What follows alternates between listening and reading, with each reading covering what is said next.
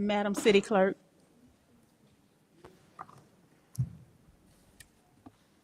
Call the meeting to order. Yes, we're calling the meeting to order. Okay. Roll call. Mayor Ro- Mayor Pro Tem Shropshire. Present. Present. Councilmember Freely. Councilmember Ziegler. Councilmember Cummings. Councilmember Mitchell. Councilmember Butler. Councilmember Martin Rogers. Mayor Pro Tem Shropshire, we have a quorum. Thank you. And let me just inform you, the mayor is in DC with her daughter for her daughter's 8th grade field trip. That's why she's not here. And I will be chairing the meeting tonight.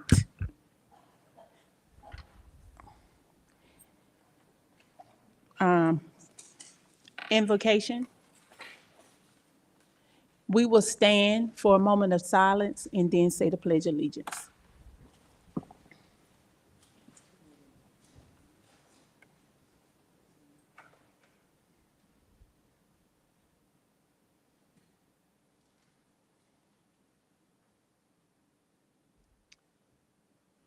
I pledge allegiance to the flag of the United States of America and to the republic for which it stands, one nation, under God, indivisible, with liberty and justice for all. Our Sergeant-in-Arms tonight is Captain Robertson. We will start with presentations and announcements. The first presentation is Gateway for Wayfinding. Oh, I'm sorry.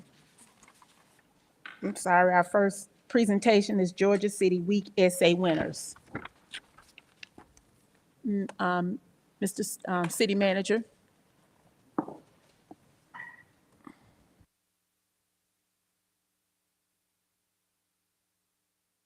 Well, thank you, Mayor Pro Tem, members of the City Council. My name's Howard Brown. I'm your interim city manager. And this particular presentation is something very special and I hold near and dear to my heart because it involves young people. So during Georgia Cities Week, this is a week where we actually celebrate the achievements and what we do in municipal government. And so the City of East Point has partnered with Georgia Municipal Association. We did a number of things throughout that week. One of the things that we did, and I thought we did quite well, was we did an essay contest. Yes, we sure did. We did an essay contest, and the essay contest involved a couple of schools, KIPP, South Fulton Academy. Raise your hand. Just raise your hand if you're, okay, all right. There we go. Paul D. West Middle School. Where you at? Okay. All right.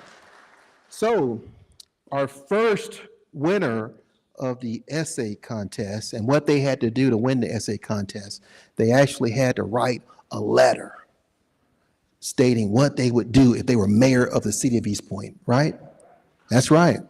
And of those, all the ones we received, three out of all the ones that did this received praise from our committee. And the first person is Marvin Broadwater III. Come on up here, man. This young man, turn around here.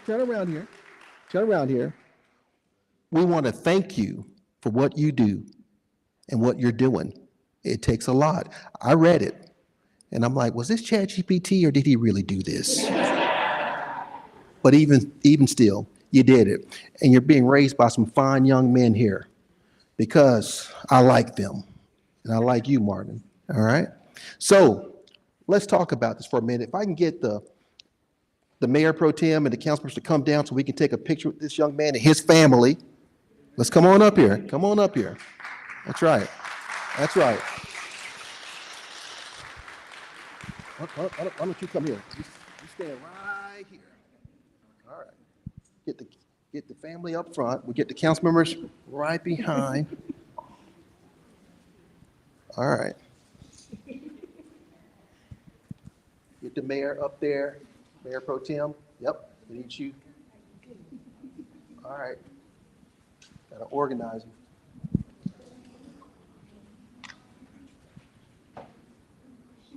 All right.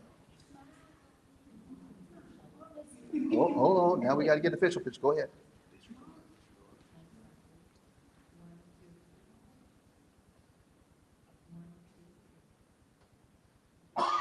All right, Marvin. Thank you so much, Marvin.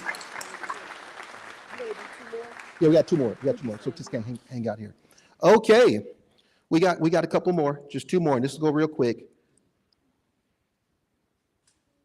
No, we have one more.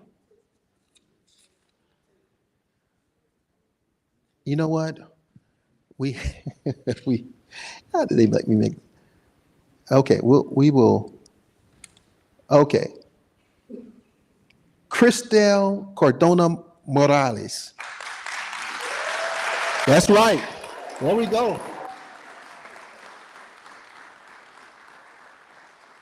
Cristel goes to PD West, and she wrote a very impressive essay that warranted us to have her come here and be acknowledged by everyone. So what I failed to do is I violated the rules here. I would like for Miss Yolanda Flanagan to come down. Where's Miss Yolanda Flanagan? Come on here, and we want Principal Dr. Daryl Stevens to come on down. And Miss Deanne Webb, 7th grade ELA teacher. You guys come on down, man. That's right, amen. All right. Where? Okay, all right. So we want to thank you. We want to welcome you here to the city of East Point, and we want to make sure that, guess what, you remember this day. All these people here, what are they doing? Why are they doing this? They're doing this because you're the future of tomorrow. You are, okay? Don't forget that. Let's take a picture here, guys. Let's get everybody up here. Get the whole council up here.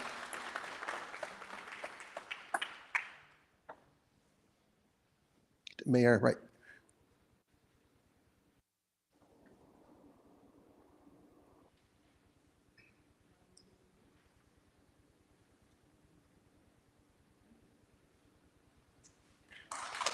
All right. Is there somebody else? Somebody else, right? Madison. Oh, Madison. That's no. Wait a minute. Don't go nowhere. Don't go anywhere. Madison Smith. Come on down. Okay, Madison. All right. So come on up here. We're not nothing to be afraid of. Come on up here, Dr. Stevens. Miss Yolanda Flanagan and Miss Deanne Webb. All right, come on down. All right. We want to thank you for your achievements. We did read your essay, and it was good. Thank you. Continue to do good work and soldier on, okay? All right, good job. All right, let's get the council members up. Let's get the council members up.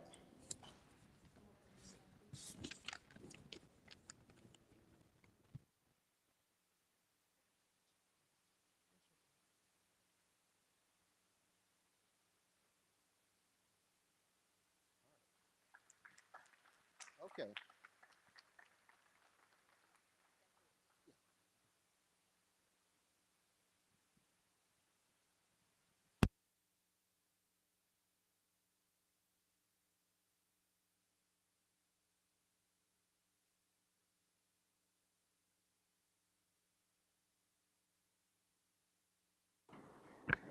Okay, so let me say thank you to all of the winners.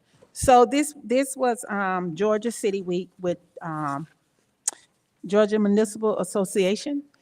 And what it was is the kids wrote an essay on If I Were Mayor.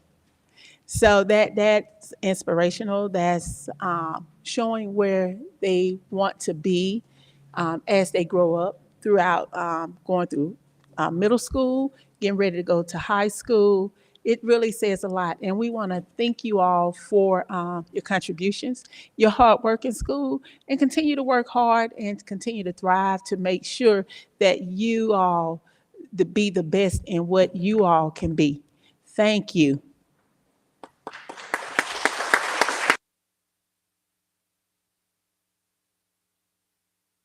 And I see there are no comments, so we will move on to the next presentation, which is Gateway and Wayfinding Signage Project. Mr. City Manager. Yes, ma'am, Madam Mayor and members of the City Council. We have our consultants here to come up and talk about this topic on wayfinding signage. Come on up, introduce yourself. They already know you, and go through this bill. Good evening, everyone. My name is Cadell Hall. I'm the Transportation Manager in the Public Works Department, here with other colleagues, Ms. Rhonda Appleby, Chris Swain, as well as our consultants from KMA Group who worked with us on this project. Just to give a little background on this Gateway and Wayfinding project, Ms. Rhonda, I think, put out a solicitation back in 2020 to acquire the services, but it got put to a halt. As we all know, we had COVID, kind of this project stopped. And after everyone got resumed work back on normal schedule, we reached out to KMA Group, who actually honored their original contract price and established a relationship with the city. We brought them on. They've been great to work with. They've visited the city, they drove around, really asked all the questions, then dug into and got the history of East Point to develop this plan. So without further ado, I'll introduce Mr. David and Frank from the KMA Group to present their findings.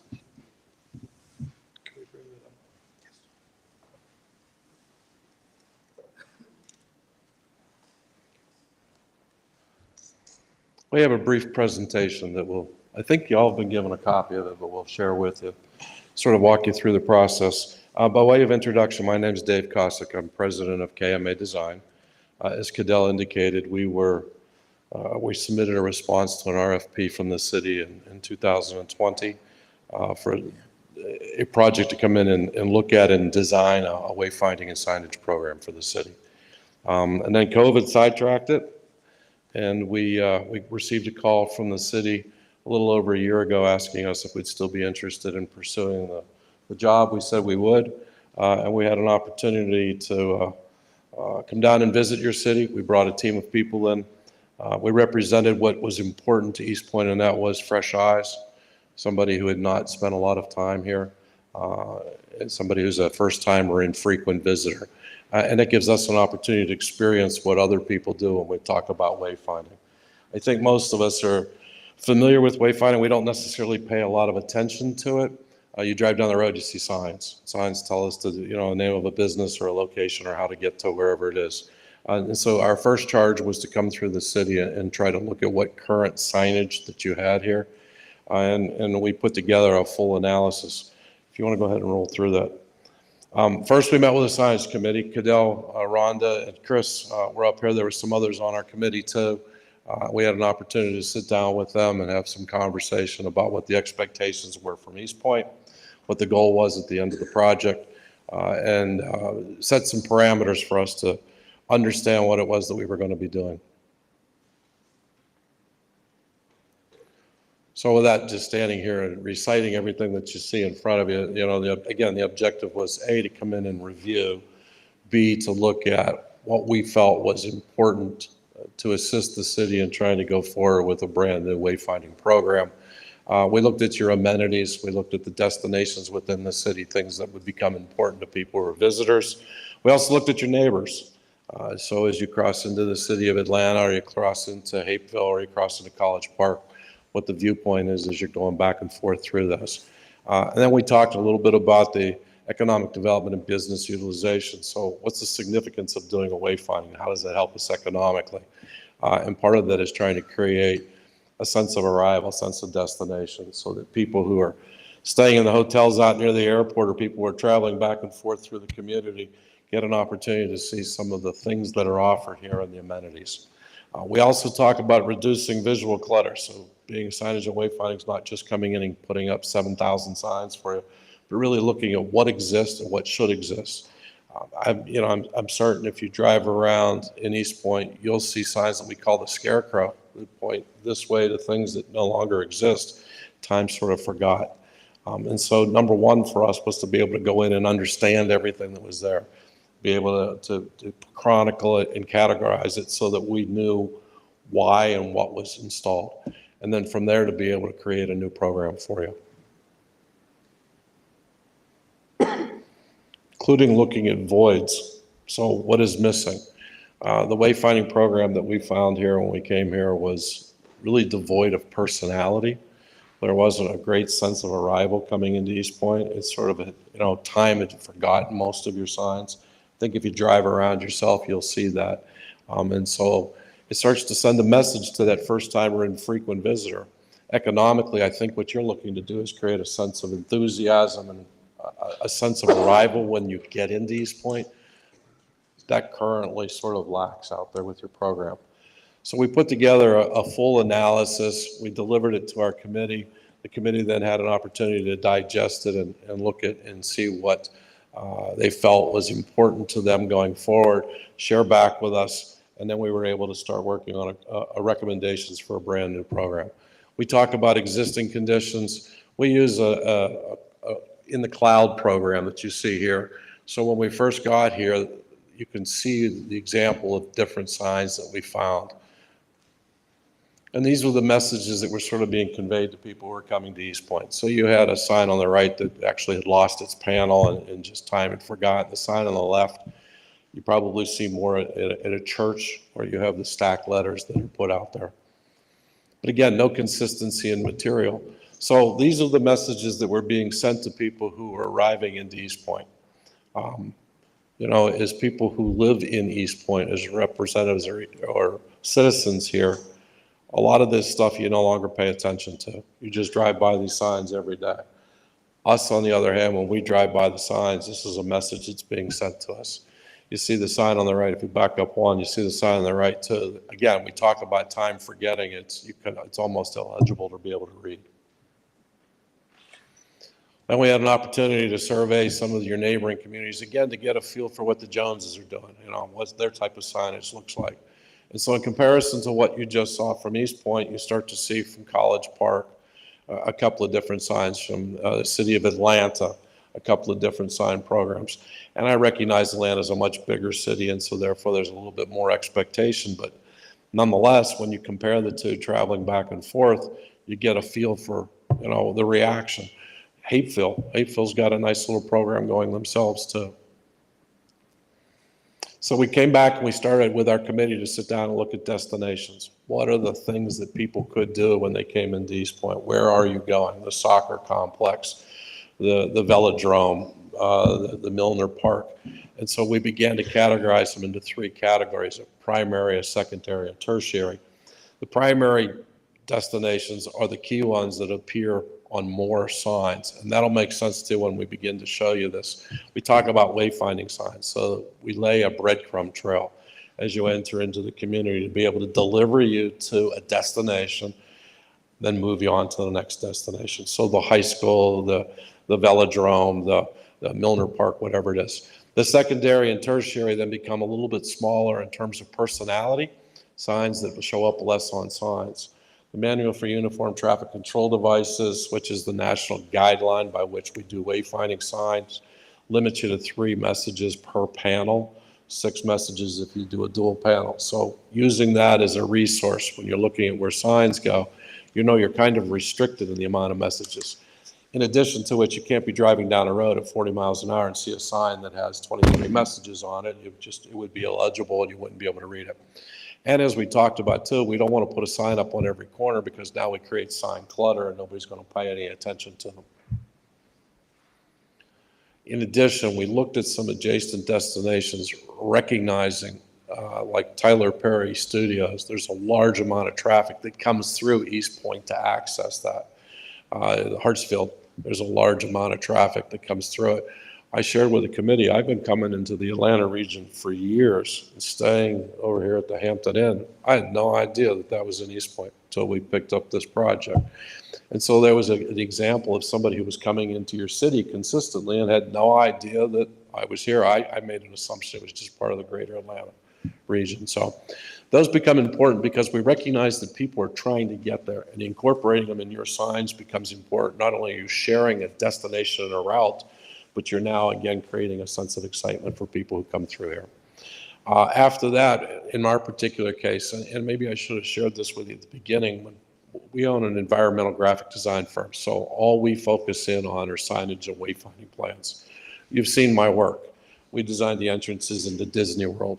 We've done Major League Baseball ballparks. We've done National Hockey League arenas. We've done universities and colleges all over the place. University of Memphis is a client of ours. Lots of projects in the greater Georgia region. We did Kennesaw National Battlefield, so we did it as part of the National Park Service. So we're experts in trying to figure out wayfinding and the complexities that are dealt with it. So then after that, we move our program into trying to figure out where we think signs should go. So we're looking at traffic counts.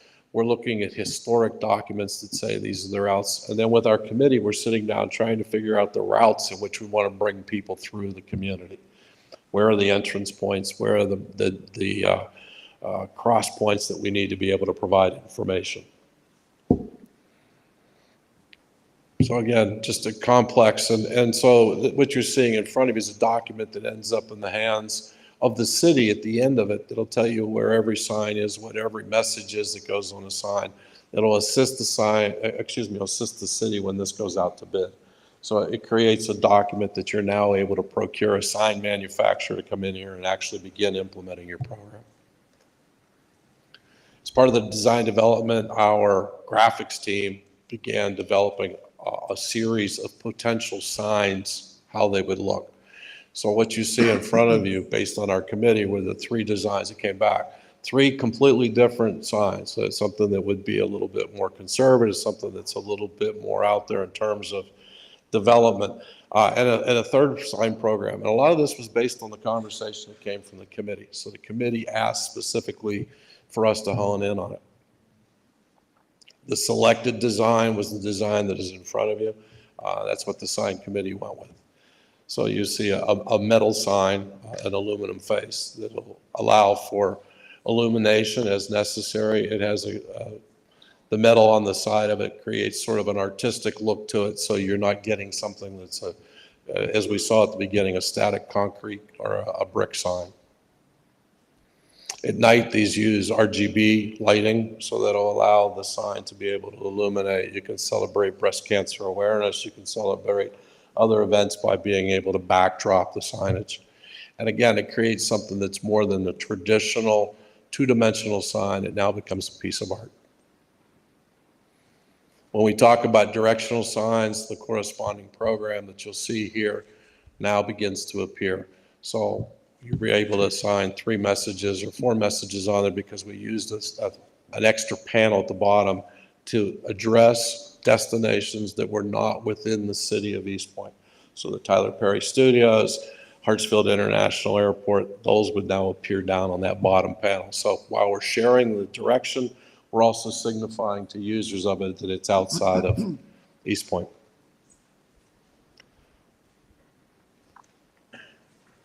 So our construction document phase, we've now moved into letting our construction experts design a program, again, to assist the city in being able to put this out to bid. We are not a traditional graphic design firm, so we didn't do this 2-dimensional, we do it 3-dimensional. That becomes important because ultimately what you're looking for is best price. And so we want to make sure that somebody who's bidding on this is bidding apples to apples. So it becomes important that the detailing on this is to the nth degree. And there's an example of it. So instead of just seeing a 2-dimensional sign, you begin now to understand what's below ground, foundation, structure, depth, materials. Similar with a wayfinding sign. Destination signs, City Hall, again, being able to develop a consistent program that at the end of the day would allow the city to be able to show all of their destinations, all of their wayfinding, their gateway signage, street blade signs, every piece of a wayfinding program. That's it. Questions? Thank you for your presentation. Are there any questions? Councilmember Martin, Dr. Martin Rogers. I just want to say thank you so much for your presentation, and just the images that I see here kind of bring us to the 21st century as far as signage. The aluminum, you know, when you go to other cities, they have that brick and especially where I want to say Fairburn meets maybe the city of South Fulton. It's two separate signs on the side of the street, but I think that the aluminum look is a little bit more futuristic. It's clean, but I like the presentation, so thank you so much for your presentation. But my other question would probably be for our Public Works Department. How will this coincide with the signs that we have throughout the city? Are we looking at maybe cleaning some of them up, replacing some of them, or how will this project coincide with all of the signs in East Point? So it's a good question. Thank you. The ultimate goal is to, if adopted, if we go with this program, to replace our existing gateway signs, our city limit signs, and street signs and everything to accommodate this program. So this will be, we actually have a phasing program as a part of this document, as 5 different phases. The first phase may be the main entrance points. The second phase may be, now we're going to do the street signs with all the street names on it. So this will be ultimately, if we complete this whole program, a replacement of our existing signs. Okay, thank you. Okay. Thank you so much for your presentation. Thank you. I also want to say at this time, we're not, there's no action that we're requesting at this time. This is informational. And if staff will bring forth a proposal for, budgeting or, at a later point in time, but now we want to present the project. Thank you. Councilmember Butler, then Councilmember Freely, then Councilmember Cummings. Thank you very much. Thank you for your presentation. My only question, I guess, concern is with the design. This is just for us to take a look at something that we may be interested in. He said a committee chose this. So yes, the committee, which with the group of staff that were working on this, Public Works, Economic Development, Planning, and all those, we vetted through all the different proposals that they showed us, come up with our preferred design, and this was the one that everyone thought was the best fit for what we're trying to accomplish. So even with this sign, I noticed that the East Point has 2 different fonts. So this one is like a Times font, but if you go further into the presentation, the same sign has a different font. So which one did you see? That's a different font. Go back to the other one. I'm sorry. So you have 2 different fonts. Either one is an option that can be chosen. Like you could either pick the serif font or the sans serif. Oh, sorry. You could pick either font. It could be the sans serif or the serif font. It was more of the options of which font would be preferred by the committee. Okay. And could you go back to the original slide where you had the options before you chose this one?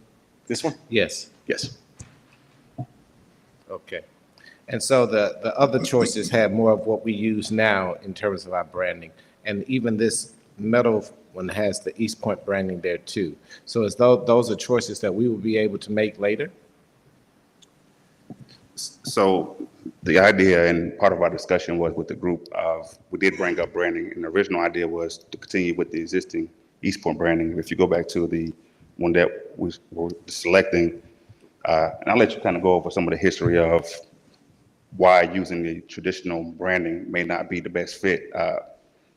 Over time, there's different officials, different staff that come into play, and branding may change over time. But if you select a font that's specific to our design, it's not necessarily stuck to your branding of your organization. So that was why we went with a different branding than what the City of East Point's logo is. We'll talk about it later, Yeah. because now I'm just totally And confused. I just want to say, this is a working document. It's not final. The pieces are set in place, but things can be moved and changed as we desire. So we have a document, a plan, but it's not completely rigid. It's flexible. So it can be further discussion down the line on what the city actually chooses to implement. But you can see where the confusion could be. You said you picked this one, and then we have one iteration with 3 different fonts. I think that may have just been a editing error on the graphic, so I can see the confusion. All right, thank you.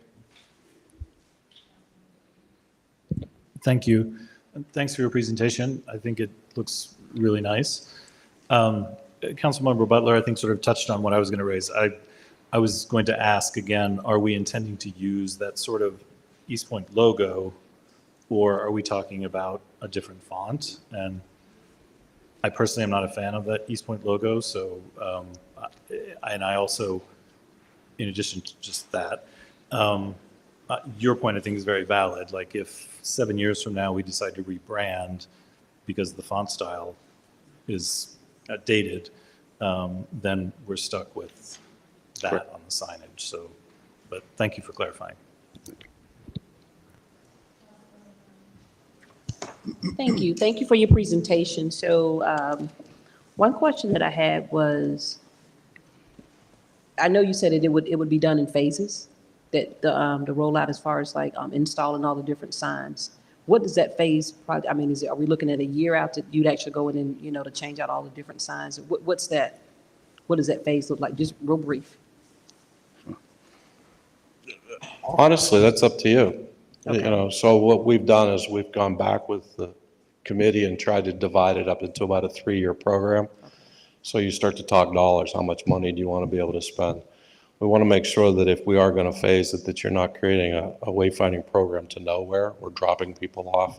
So what are we looking at? Gateways? Are we looking at directional signs? We're looking at street blade signs and being able to create a program for you that can be implemented, which eases a little bit of the economics up front.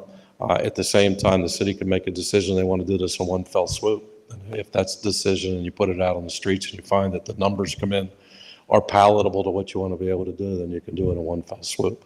So there's no mandate that it be 3 years, 4 years, 5 years, but the opportunity does exist if the city so chooses. Okay, and the map that you guys had where you looked at, I guess, the proposed locations that you would.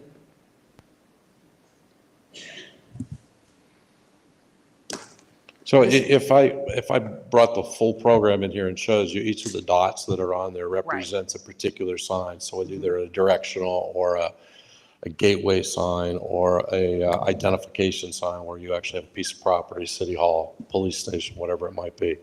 And so we've walked through. And the way our firm works is we split this into 2 tracks. So we have one track that's working on the design, the materials, the look.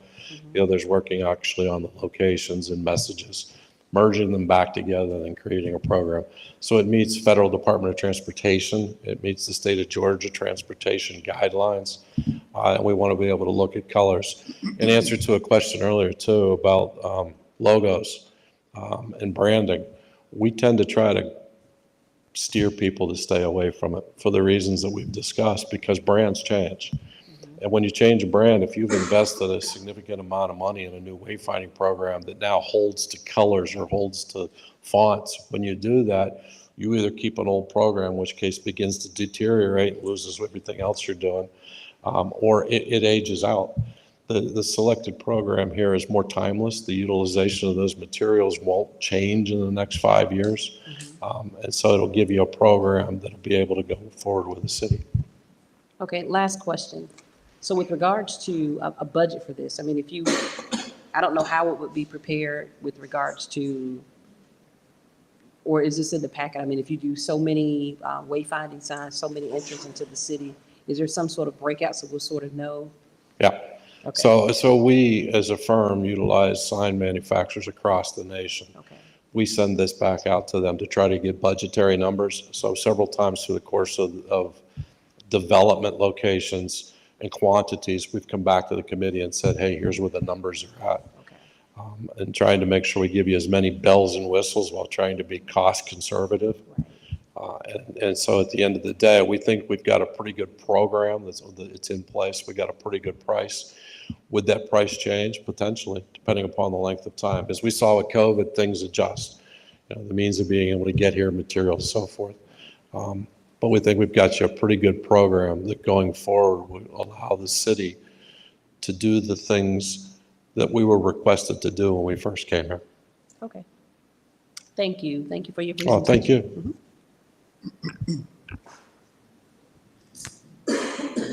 Thank you for your presentation.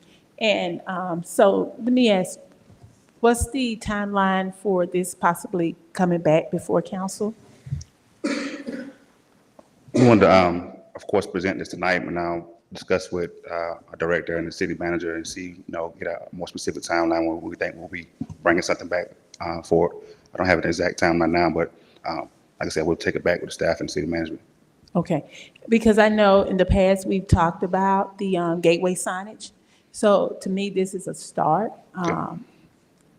And I'm looking at this first signage, the city of East Point, and I think that would probably be more better because it is not the city logo. And like you said, if the logo change or the branding change, then we would be stuck with those signs. But this is more modern, and you wouldn't have to change it out as much. Well, you wouldn't have to change it out. And I'm sure that staff would maintain it to keep it to where it needs to be. And I think it'll give the city a different look, a more appealing look with these new signs. So thank you for your presentation. Thank you. Thank you. Next up on the agenda, Habitat for Humanity. And this is an item that I placed on the agenda. It was on the news that Habitat had built a whole community in the city of Atlanta, several houses. And so I put it on the agenda because I know the city has vacant property, one being 1991 West Woodbury, and the other one being on Delow. That's a vacant property, and maybe we can get with Habitat to see if they want to develop that piece of property for building a community. And what it will do also is build up that community as well over on West Woodbury. It'll revitalize that area. So that's something that I was looking at, and hopefully we can reach out to Habitat to get somebody to come. Madam Pro Attorney. Tem, is that something you want legal to do? Well, I was hoping that, well, the interim city manager is here. So I was hoping that, Oh, Mr. Brown. but he tried stepped to- out. So Ms. Jessie, if, is that, I know we've talked about it, and I know Habitat came and did a presentation before. So maybe we can reach out to them to see if that's something they could do and how we can make that work in the city. Yes, yes, ma'am. We'll put that on our to-do list and come back with a report. Okay, thank you. Next item is street topper on Hetland and Delow. So I know that we did street toppers in the past, and we're not changing the street name, but it's just a street topper. So many of you, for those who don't know, the founding member of the Dungeon family passed away, which was Rico Wade. Rico Wade is a founding member of Organized Noise, which brought us Goody Mob and Outkast. And for those who don't know, the Dungeon family really started on Hetland and Delow, right in the apartments that are no longer there on Delow. And because of Outkast, everyone knows about Hetland and Delow. So to pay, to give honor to someone who actually helped put East Point on the map, I would like to do a street topper, and this is just on the agenda. For now, I'm gonna take it to the work session so we can have more discussion on it about doing the street topper. Now that they've changed the signs, we will have to figure out how we can actually put that street topper up there that says Rico Wade, giving honor to him, because at the end of the day, he did bring Outkast and Goody Mob, who constantly talks about growing up in East Point, because it actually started here in East Point. So that item will go to the next work session. Are there any questions? Okay, moving to number 5, 50 Works Property. Councilmember Eric Freely. Thank you, Madam Mayor Pro Tem.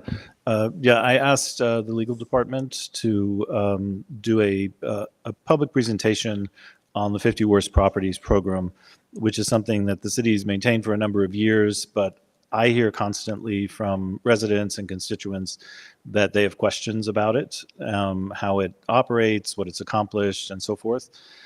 So I asked our acting city attorney to pull together a presentation, which I believe she has done along with, is Janice, Ms. Elias here? Okay, all right, so I will turn it over to you, Madam City Attorney.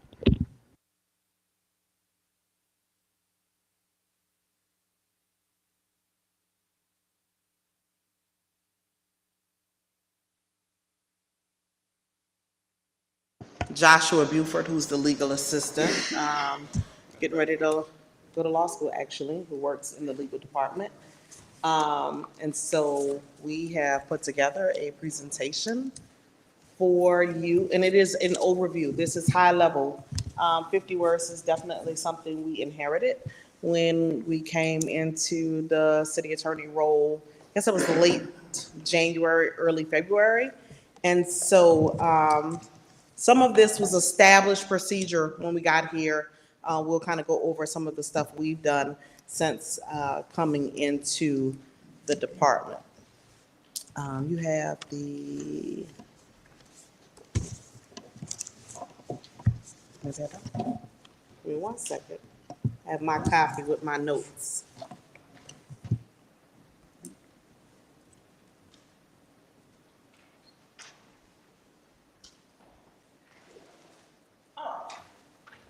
So the 50 Worst program obviously started out as an opportunity for the city to identify those properties that were blighted, that were causing some issues in the communities, whether they were determined to be in violation of code, needed demolishing. They had many code violations existing on them, whether they were identified by staff or some citizen called in those properties. And so it's my understanding that the program was developed to address these properties, to be able to bring them back on the tax roll, because one of the qualifications for the property, it must be vacant, right? So you've got vacant properties in the city, and then you also have properties that are occupied by residents. Obviously, those get code violations. This is a different approach to getting vacant properties into compliance with the code. You'll see here, not yet, go back. You'll see here some of the goals.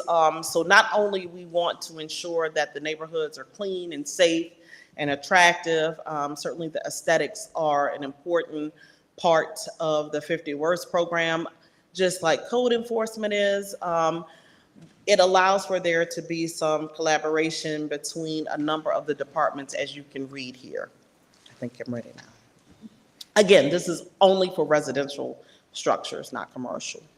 At least I have not seen any commercial on the list so far. Maybe a couple, Ms. Elias says. Okay, objectives, you can read them for yourself. Some of the important ones I want to point out is that we certainly want to restore the tax delinquent properties back to the city's property tax roll. As you know, sometimes, usually, properties that are vacant and that are left not seen about would likely have some delinquent taxes. And so we have the opportunity to try to get these properties back on the tax roll so that they can be tax generating, as they certainly receive the services of all those departments on that last slide. The other very important thing I want to point out to you is that, let's see, where is it? The grant opportunities. This is something that has been pursued and have continued to be pursued. You heard at the last meeting, we've gotten some funds for demolition. You'll see that later on in the presentation. And so it allows us to get monies to put toward these properties. And certainly it stopped us. If you have any questions, you can go to the next slide.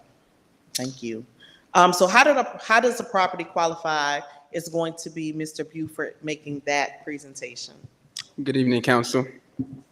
So for how does a property qualify, there's several steps. The first being the property is identified and/or reported by a citizen or observed by city staff, whether that be public works, just going out and just seeing anything. The property then goes through an inspection to determine if it is vacant or not. And if it is in compliance with city code, the inspection is usually done by, again, maybe public works or the fire department. So when the property is vacant, it is then issued a citation in accordance with the inspection and city code. The property owner is located and served with these citations, whether it be one or multiple. And if the property owner complies before the court date that is then set, citations can be dismissed or they can be prosecuted with compliance as a mitigating factor. Lastly, if a property owner needs more for compliance, where they have several issues or multiple citations, the solicitor may offer a consent agreement. And in this agreement, it details steps for the property to then become compliant and be removed from the 50 worst list. Let me stop, if you don't mind going back right here. So the citations being dismissed or being prosecuted with notice to the judge, hey, they are in compliance. That's because the goal of 50 worst, and usually a lot of code enforcement cases, is compliance. It's not necessarily to hit the property owner over the head with fines and fees. The goal is to become compliant. And so there are some cases, I've seen this in other jurisdictions and here in East Point, where maybe it's an elderly family or someone that really struggled to get maybe an inherited property. Maybe their sister or brother or their mother passed on, and they got this property not because they went out and sought it as an investor, but they would have gotten this property as an inheritance, right? And so they are expending all of their funds to be able to get that property into compliance. We're not going to prosecute them and hit them over the head with fines. That's something that would qualify for potential dismissal or some notification to the judge, hey, listen, this property was in compliance. That needs to be a mitigating factor in prosecuting that property owner. And then lastly, I'll just add that the consent agreement, you'll see a copy of it here on the next slide, is something that was developed prior to our arrival, but it is an effective document that lists some of the details about the property, the violations that were observed. And then if you see on the right-hand side of the page, those are all the steps that a property owner would need to go through to become into compliance. They're not entering a plea, and that is important for you to understand. Everyone has due process rights and the right to be found guilty. They're innocent until proven otherwise. And so this is a property owner saying, yes, I agree with you. My property is in bad shape. I want a little more time to get into compliance. I'm willing to consent and enter into this agreement so that I can get the property in compliance and then come back before the court, come back before the 50 worst prosecutor and say, hey, I've done everything. And that's a process that's monitored all the way through compliance so that we can eventually have a successful property. That's you.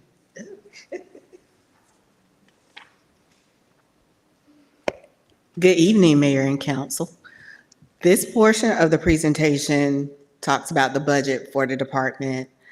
As you can see, we were able to go back to FY 2016, which is the fiscal year in which council started putting funds towards the program and then eventually forming it as a department. So in the first couple of fiscal years, you'll see where we really weren't able to collect restitution funds, which are collected as revenue and are actually in a restricted account that's not touched unless we are putting it back into the program. So starting around FY 2018, we started to collect restitution fees as revenue within the program. Those funds are still sitting there. As you can see, we also listed the budget for each of those fiscal years, as well as the expenditures for those fiscal years. We're currently in FY 24. As you can see, because of the transitions in the program itself, we have not expended the funds that we thought we were going to spend for FY 24. So with those changes and transitions, we proposed a smaller budget for FY 25.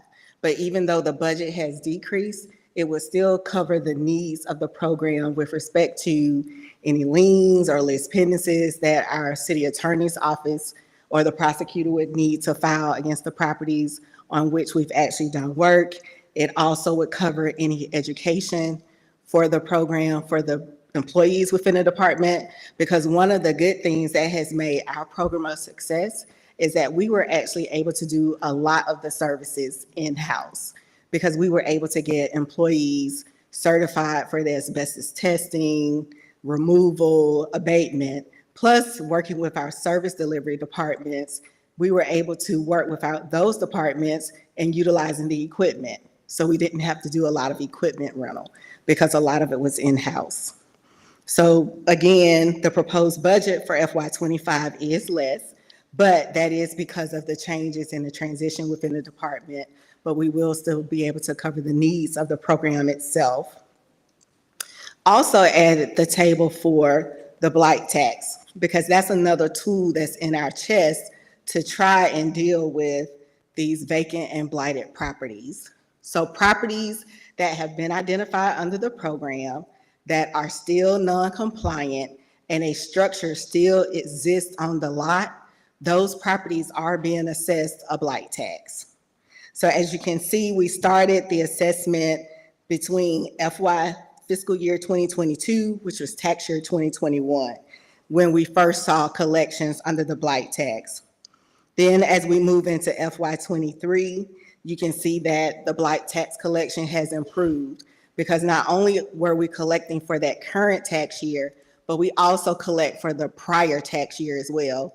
Because again, as Attorney Wiggins said, some of these properties, the people aren't paying their taxes.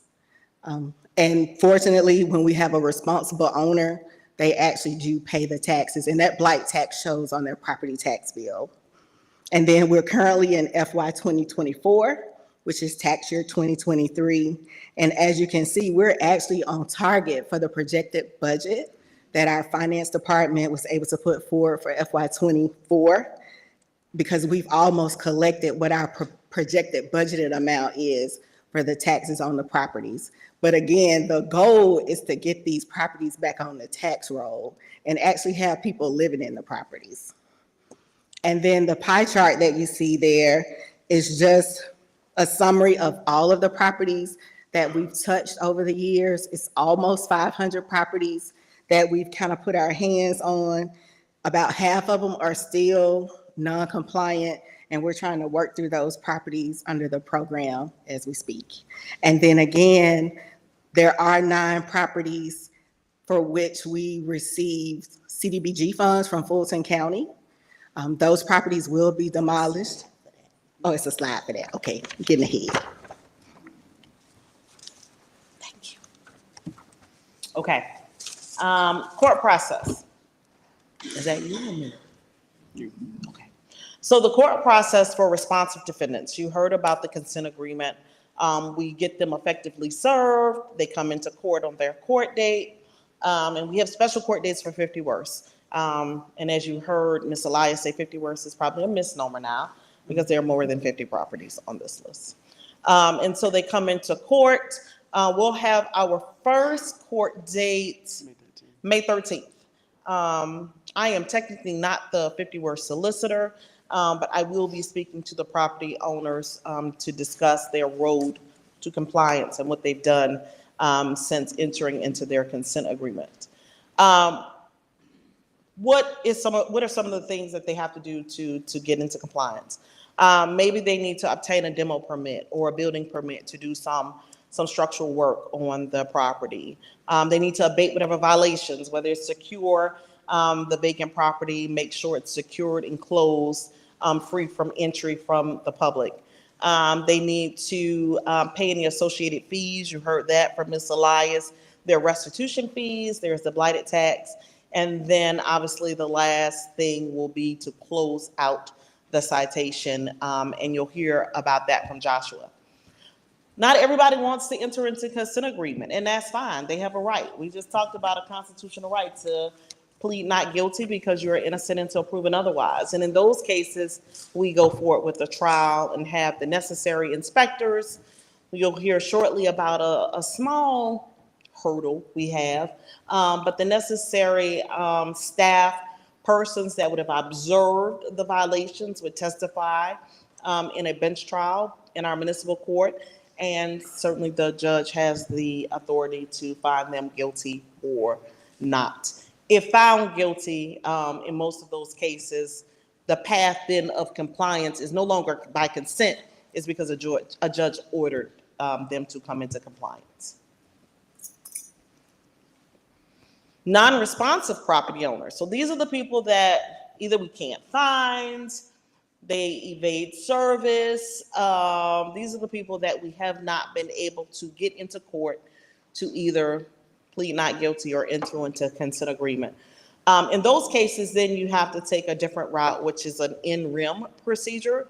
That's when you file a petition with the court, but instead of the violation being against the individual, the violation is against the property. So it's against the land. Service can look differently. It can be by publication. If you can't locate the property owner, it can also be by posting the property. At that point, a lis pendens is filed. The lis pendens is a document that goes in the clerk's office file, not our city clerk, but Fulton County, their real estate clerk, to put everyone on notice who does a title search for that address that this property is encumbered by litigation. We set a court date. We then try to serve that court date again. So we're giving ample notice to the property owner that we're about to do something with your property. Because you've been non-responsive, we're moving forward. And again, it's not against the owner, it's against the land. If they don't show up to that court date, the judge usually will ask, did you serve, right? Ask us under oath. We say yes, we provide proof of proper service. And then again, the trial will commence, but it's a one-sided trial. You just have the proper city officials making testimony, pleading to the court that this property is in violation and needs an order for then the city to abate the violations. And then that's when you get into a lien that would need to be filed against the property, same way it's filed just like the lis pendens, which would provide the city to recover any fees that were expended to abate the violation ourselves. That could be by cutting the grass, doing the securing of the property, that could be demolition, it could be a number of things. All right, so what happens when the property is complete and compliant? They've done everything. You'll hear from Joshua on that. So there's just a few steps to start off. We send a closed email, which just pretty much states that the property owner, you notify them that they're being removed from the 50 worst list, and then also excused from any court hearings thereafter. From then, I create a closed order for the complete and compliant property, which then goes to the court to be filed officially, so then they can be officially removed off the list. And here's an example of what that closed email looks like. This is just an address we picked out from the list of the ones we've closed since being there late January, and then you'll see the order.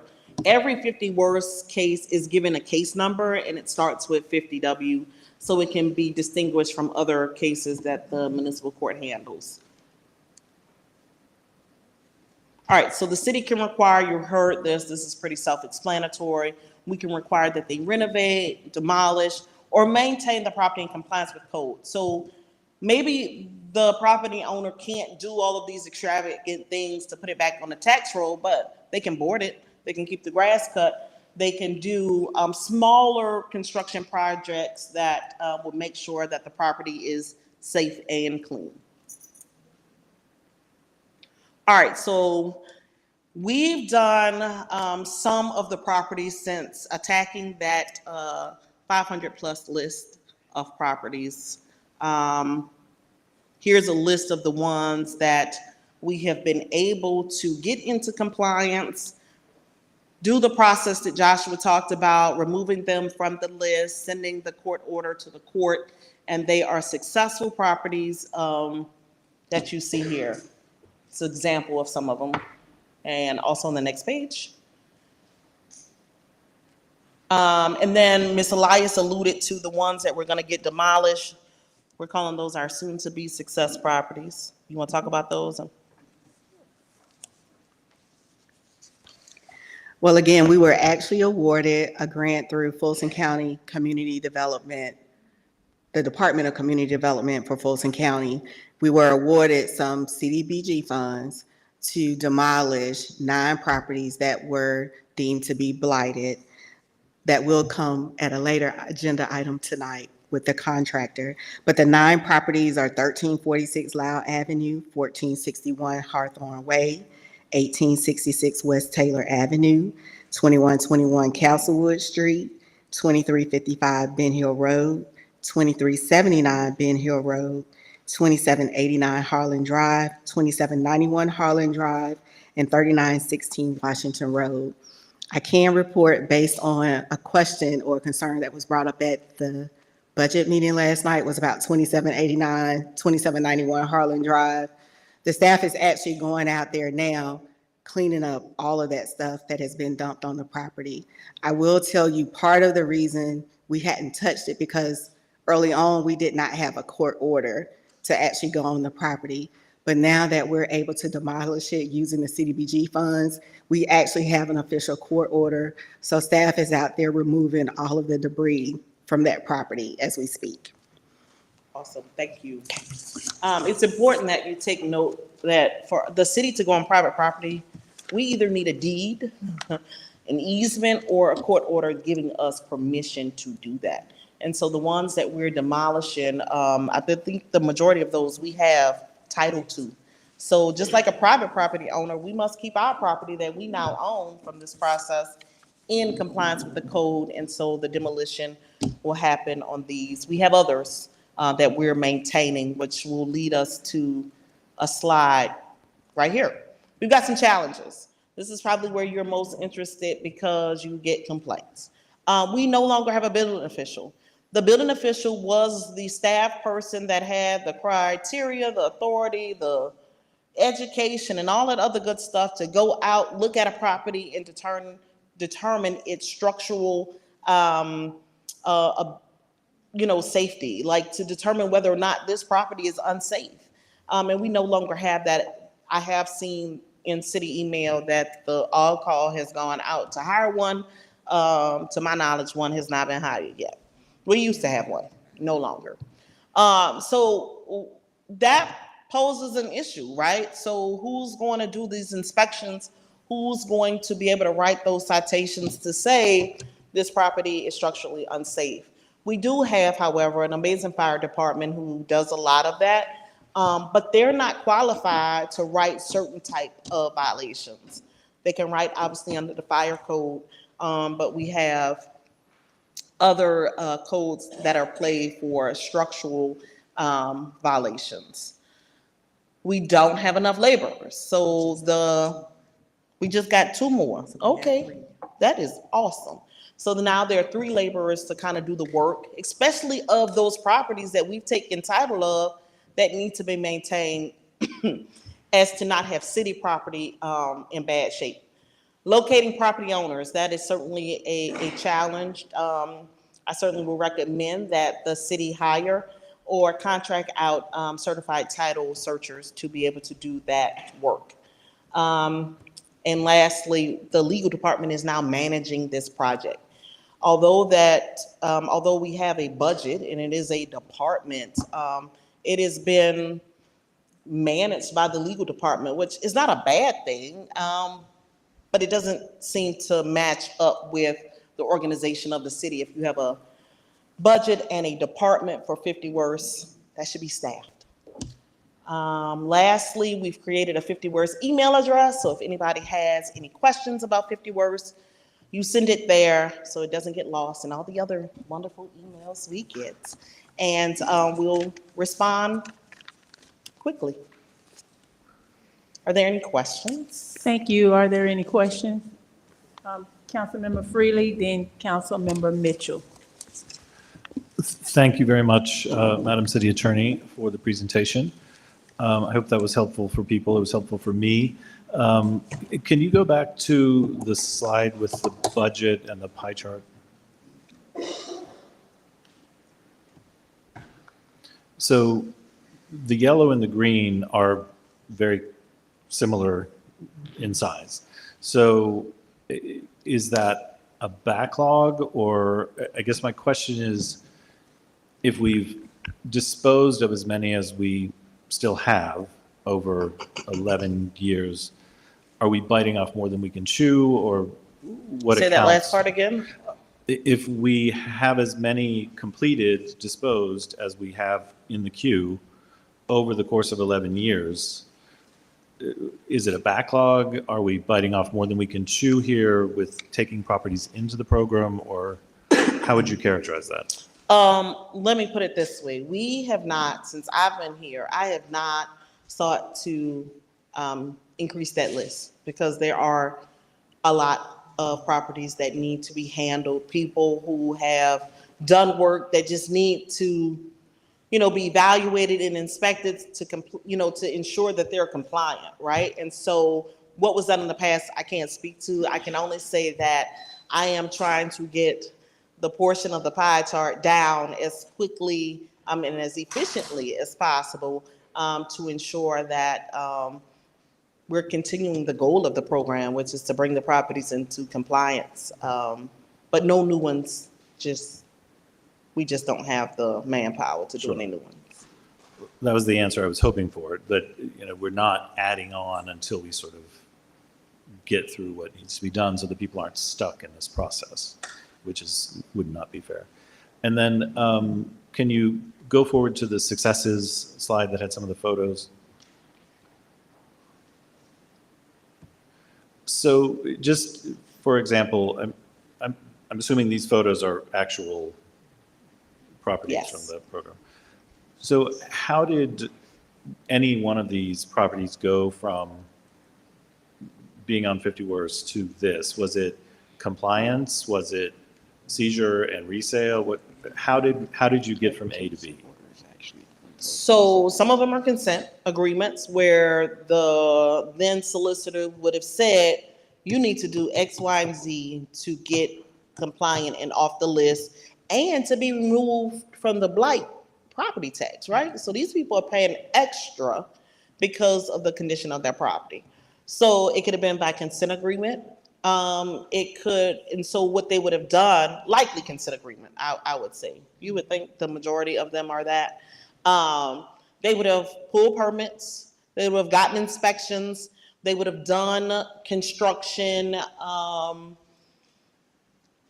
Most of the consent agreements say that if you sell, you got to tell us, because we want to know then who to talk to about getting the property in compliance while it's pending these violations.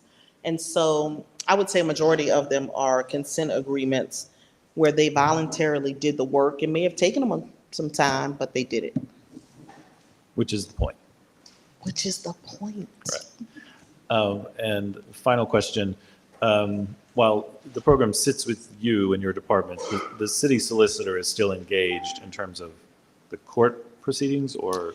So that is a conversation I actually had earlier today. Ms. Cornwell is handling your municipal court, but she does have help. And so I actually inquired with the gentleman who helps her in municipal court to be the 50 Worst solicitor, where he could be paid from this budget where we already have money set aside to push this program and operate it. So fingers crossed, he says yes.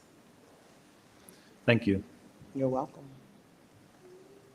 Councilmember Mitchell, then Councilmember Ziegler. Yes, thank you for your presentation. I had a question related to, I guess you refer to it as recovering the property. Doing what? Recovering Recovering it? Mm-hmm. I don't think I said that, but Okay. continue, maybe I should. Sure. So the question is, is there a set amount of time, I guess you said the city could buy the property at a certain point? No, we're not buying it. In fact, what happens is either the property owner would deed it to the city, or we would have done an action which would have given us ownership.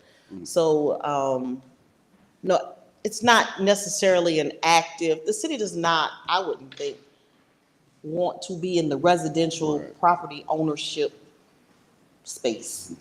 But there are some times when the city does take title because some of these properties are in such dire straits.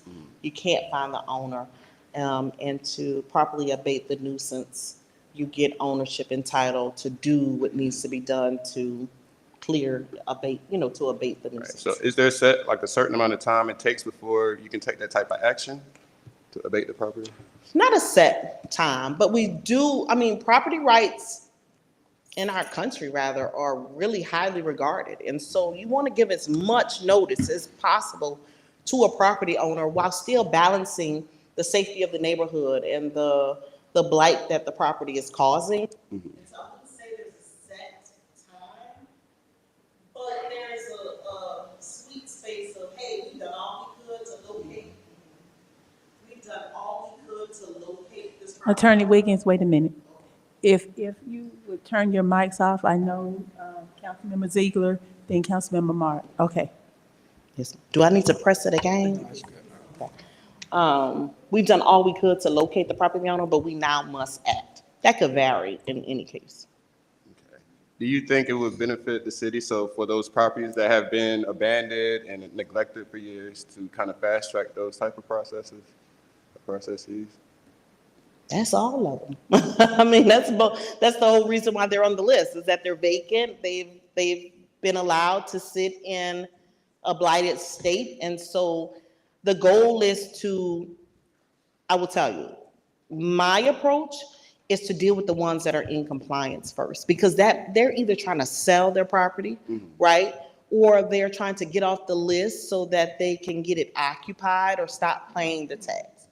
Those are the ones we've been attacking first. And then we'll move to the ones that really need some attention. But you've got citizens or, people actively trying to get off the list because they got plans for their house.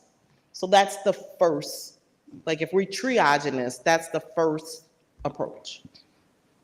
Okay. Thank you. How are you? You're welcome.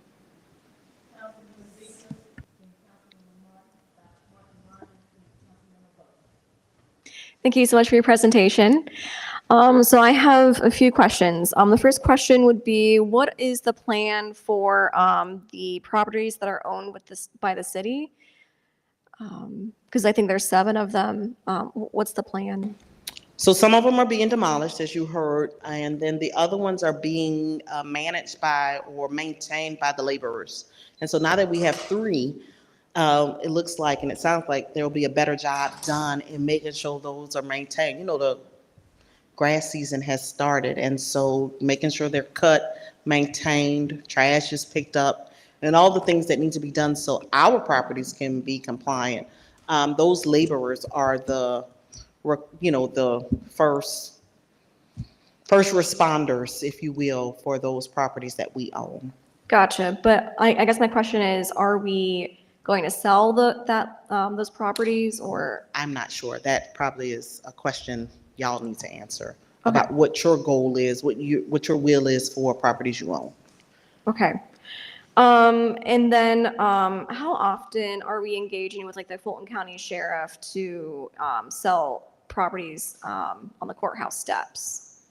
That probably will be finance or your tax department, because they're delinquent taxes and they need to be sold, on that first Tuesday. That's not something that the legal department does, so I don't know that. Okay. It just sounds like it'd be a really good partnership, because you would also know, I would assume that you would also know which properties are behind on their taxes. Is that what you guys keep track of? Yeah, I don't. I don't know. Okay. And I had heard, maybe I had misheard that if someone has inherited a property, that we don't go ahead and prosecute them. Is that? No, that was an example that I gave, just to let you know that there is compassion. So every case is determined on its own merit. Okay.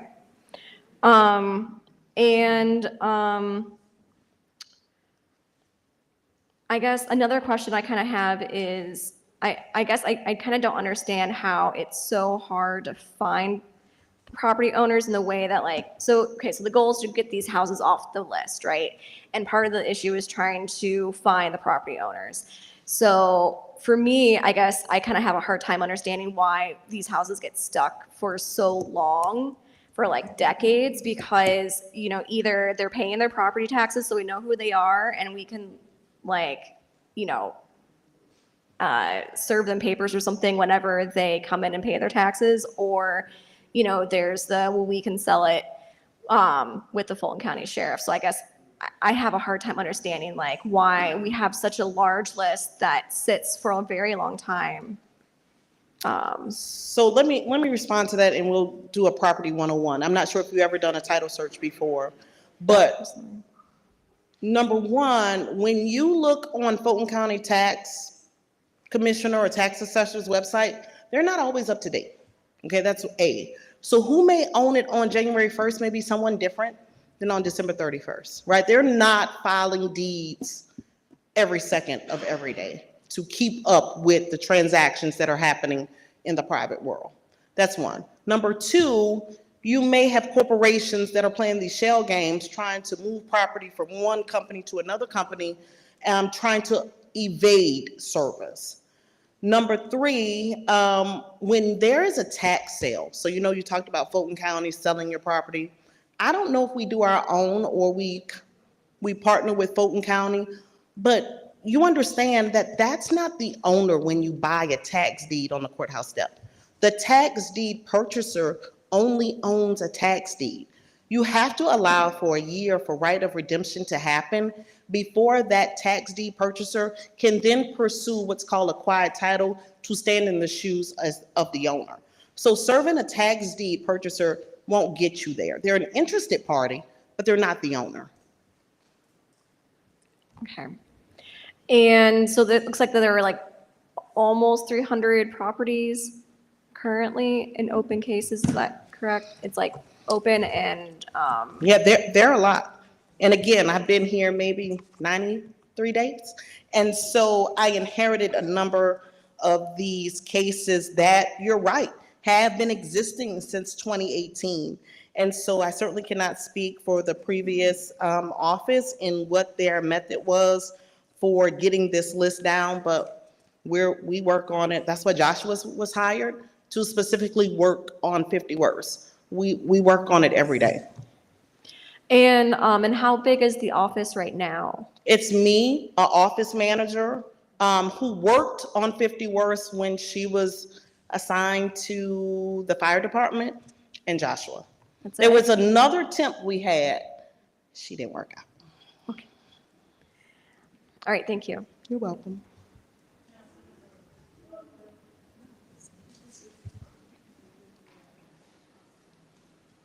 Me, which one? I need to take it off. Thank you, Mayor Pro Tem. If I may give some more information to help out with the presentation. Our city attorney is exactly right. The city cannot dispose of property.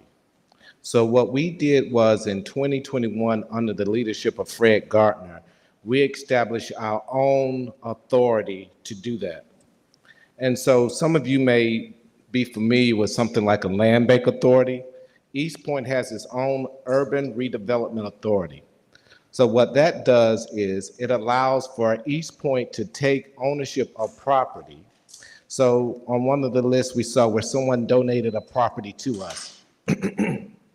In order to dispose of that property, we transfer that title to our own urban authority where we can dispose of that property. Per my knowledge, the last time we had only maybe 6 parcels in that urban authority, but cities can't do that. So the city of Atlanta uses the land bank authority, and I think that authority has grown since that. The makeup of our own authority is everyone on council sits on that authority, and when we meet, we get to choose who is the chairperson of that authority for the purposes of liquidating real estate. So we have the tools necessary to take the next step. We just have to move in that direction. And just to further explain, when someone is on the 50 worst property list, that transaction is not something that is just done instantaneously. It takes a long time to go through that list to make it happen. And so I know that the staff that has worked on the 50 worst diligently to get us where we are making money from that list and really moving that list forward. One of the things that's helping with that too, I think Councilwoman Shropshire introduced this, was the blighted tax. So we're doing things and we have established things in order to really improve the quality of life in East Point. So for my new council members, we have an authority, we have a way to liquidate properties. We just need to have a meeting, decide who the chairperson of that authority is, and push the agenda. But it's not, this is a very complicated, it's not something that's instantaneous. It takes a lot. And I have to give kudos to our staff because over the years, I've witnessed how they've streamlined this process. They've got more houses through the process, and they're very diligent about trying to make East Point better.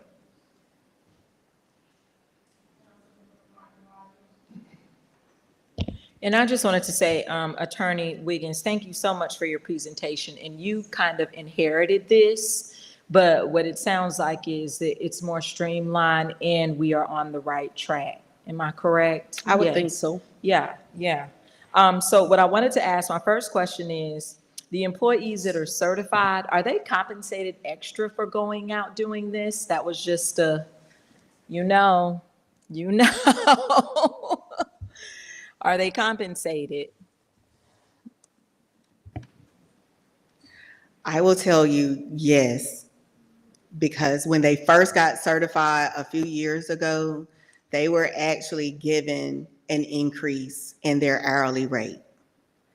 What happened over time when the city increased the minimum rate to $15 per hour, their hourly rates were compressed. So it is the intent through the current compensation study that Evergreen is working with us on, that we make that right again. That because they do get additional certifications as asbestos tester, asbestos worker handlers, in order to make this program operate successfully in-house. Right. And in other cities, people are paid additional for the certifications Yes. that they may have. Yes. My next question is for the soon-to-be success happens, and this will probably be a question for Attorney Wiggins. I know that Councilmember Shropshire mentioned Habitat for Humanity. I would also like to know, I guess, once we get to a place where we're going to move forward with this, I'd like to see maybe some houses for police officers, our public safety personnel. That was just something I wanted to put out there. And then my last question is two parts. The 50 worst properties, the current list is updated, correct? Yeah, yes, okay, thank you. And it's currently managed by legal, but you're pretty good with giving us a professional free opinion. Who do you think this department should be managed by in order for it to continue to be successful? Like, where should, I think I heard you mention something about operations. Like, should it be a department on its own, or in your professional opinion, who should be managing the 50 worst properties? That's all. Thank you. You're welcome. I think that, and I'm saying this with a huge disclaimer, that I have not seen this suggestion I'm about to make, okay? So who knows if it will work. But I think that to be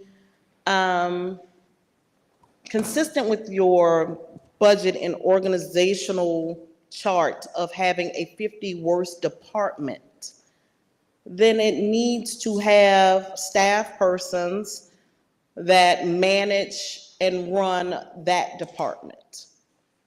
Legal certainly needs to be a part because of some issues that come up. And I don't mean issues with a negative connotation. I'm just saying some of the steps, some of the things that occur are legal things, right? Legal issues and matters that an attorney would need to be a part of. In an ideal world, maybe 50 Worst has, a manager, a lawyer, the laborers, the title search person, right? Maybe they are fully staffed to have its own operation with all of the people that they need to do the job. That's a utopia. There's certainly not anything wrong with it being under legal. However, legal has a heavy lift with other things, right? And it would need to at least have a solicitor assigned to the 50 Worst program for it to be effective. To expect legal to do all the things that legal does and run court that probably will last about 8 hours. And you need to have court to get down this backlog, as you guys talked about. We need to be having court probably weekly. I think that's a very high expectation. So Utopia is 50 Worst, has all of its parts and runs as a machine separate from legal. Obviously, either have its own attorney or the legal department be a part of that and a liaison. Or if you're going to keep it under legal, then ensure that a solicitor is hired to run the court, do the prosecution, ensure that we have proper collaboration with the ticket writers to know that we got good tickets, right? You've got to look at those to ensure we have prosecutable, I just made that up, tickets. Because there are elements in even bringing a case. So I hope that answers your question. Thank you. You're welcome. Councilmember Ziegler. Thank you. And one last question. So we have a residential board. Are they utilized in any way? I would say no. And not because they may not be an effective partner in it. I just haven't gotten to a case or a set of cases where I needed to engage them. Again, in the triage of the backlog, the persons that want their properties off the list because they're compliant are going first.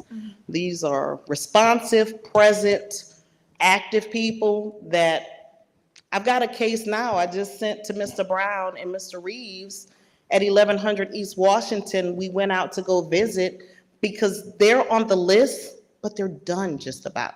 They need some direction on maybe 2 things, which is a street sign and some historical markers. They want to get off the list. And the property looks good, I would say. Joshua and I went out there. I'm working with them. I'm working with the lady who called and calls very often, who has a property where it's already been rented, but she didn't go through the process to get permits. So she did work without a permit, right? And so I need to try to get her compliant, but also make sure her work is inspected to ensure it's safe for now a new citizen who's renting that house. Those are the people we're working with. Okay, thank you. You're welcome. Thank you for your presentation. And so I know we spent a lot of time on this, so I'm not going to hold you long. I think the 50 Worst is starting to really do what it should be doing. And I know Councilmember Butler mentioned the task force that council has. And I do know it works. the city acquired 1991 West Woodbury because of the owner kept, like you said, they do a shell game and they kept passing the property. And in a lot of cases, that's what they do. They keep passing the property to their relatives and it keeps changing names. And you don't know who owns it until you finally find that right person and haul them into court.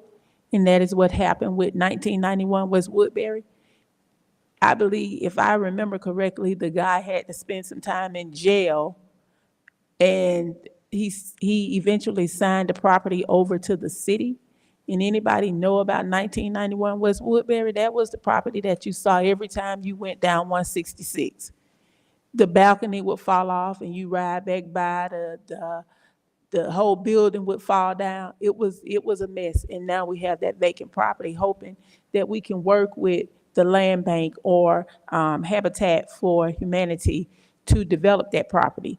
And I misspoke, but the property on Delowe is actually owned by the land bank. It's owned by Habitat. It's not owned by the city. That's Habitat's property, that vacant property. So we do have vacant property, and Councilmember Martin Rogers, I hear you when you say about first responders. We've talked about that as well, as to see how we can work to put first responders back into these properties. Because one thing about it, if you have a policeman living in your neighborhood and they get to take that police car home, that makes that community more safer. And it drives down the crime or the potential crime in that area. So those are some of the things that we looked at, we talked about, and now we just got to put it into action to see how we can bring it into play, the things that we've talked about to make communities safe and to make communities grow. And Councilmember Cummings haven't spoke, so I'll yield, and then we can move on to the next item. Thank you, Madam Mayor Pro Tem. Be real fast. I know you mentioned, Councilmember Martin Rogers asked what would just be the best way or what department you think would be under, and it was funny because we kind of both said at the same time, county their own shop. So I don't know how, just to kind of see what that would look like for a build out, just to see if they did have a 50 worst department. So I don't know how we kind of, do you ask, is it an ask, or, just something to look at, or maybe something, Ms. Jessie or the city manager?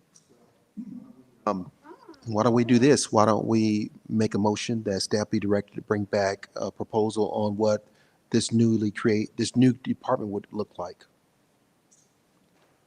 Okay. I would say that, but we are in the process of hiring a city manager. So I would say let's once we get that in, let the new city manager see how that feels. We can explore it. Yeah, that's what I just wanted just But to explore. Just to see not to make the motion to do it, but just explore it to see how it works, because the city manager may have a different view or different idea as to how he wants to see that happen. So not even to explore. They can explore and bring back information. Actually, they can explore and bring something back at the work session.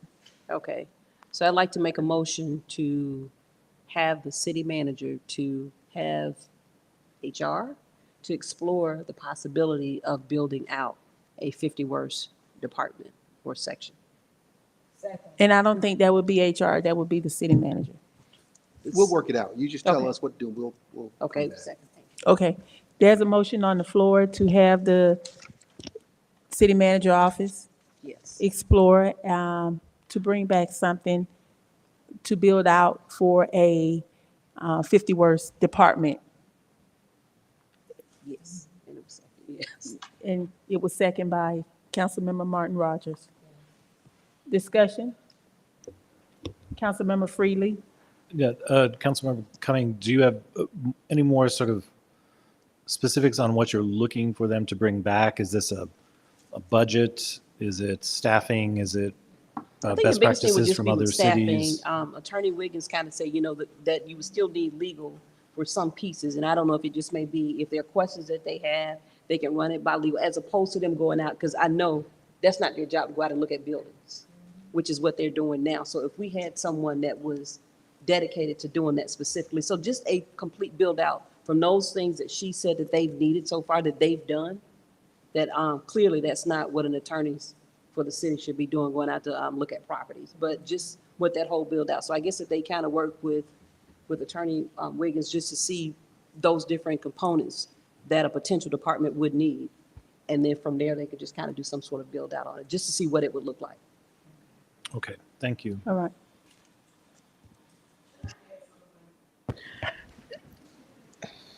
The 3 laborers now that the city has need direction, I'm sure, right?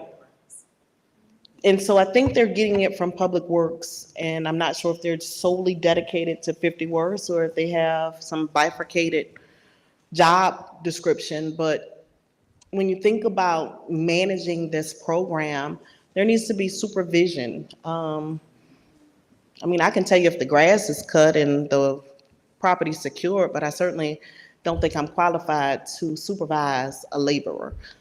So that's just a little tidbit in thinking about, how the city wants to proceed with what I think is an amazing program. I think it's a great program. None of this was to speak poorly of it. It's just, it needs some streamlining, and I promise you, we're doing the best we can. Okay, all right, thank you. Madam City Clerk, you have the motion? Okay.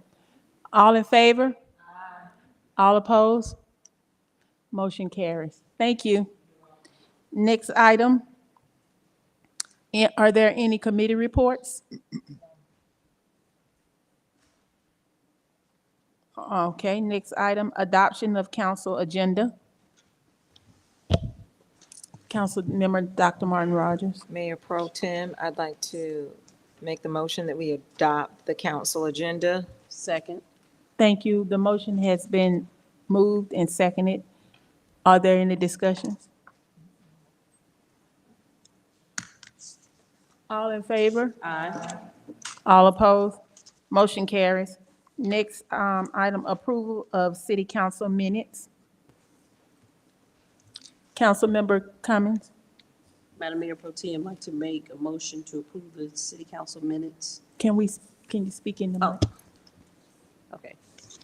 I'd like to make a motion to approve the city council minutes for the regular meeting on April 15th, 2024, 6:30 PM. Second.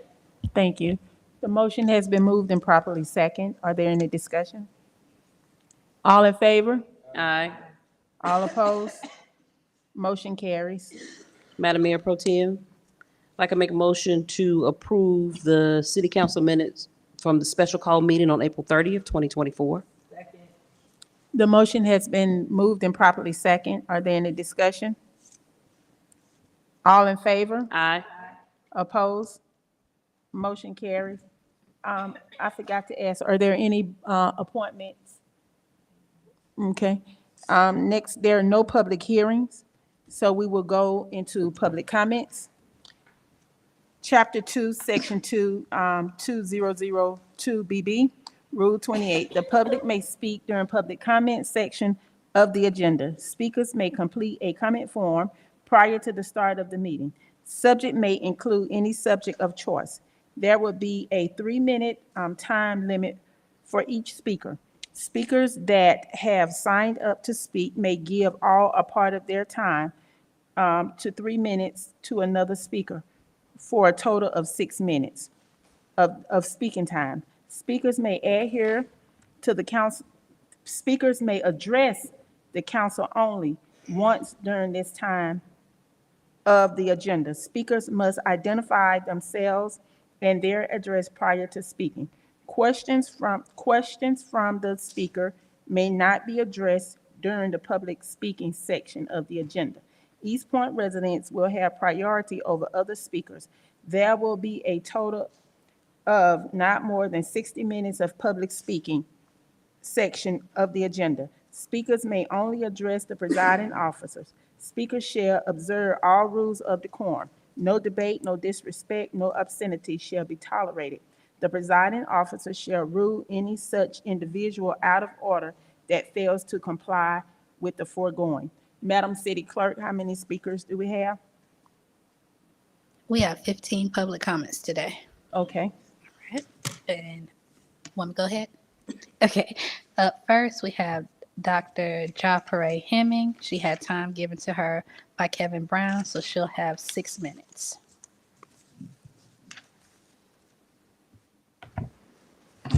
Good evening. My name is Japare Hemming. I reside at 2197 Penrose Drive.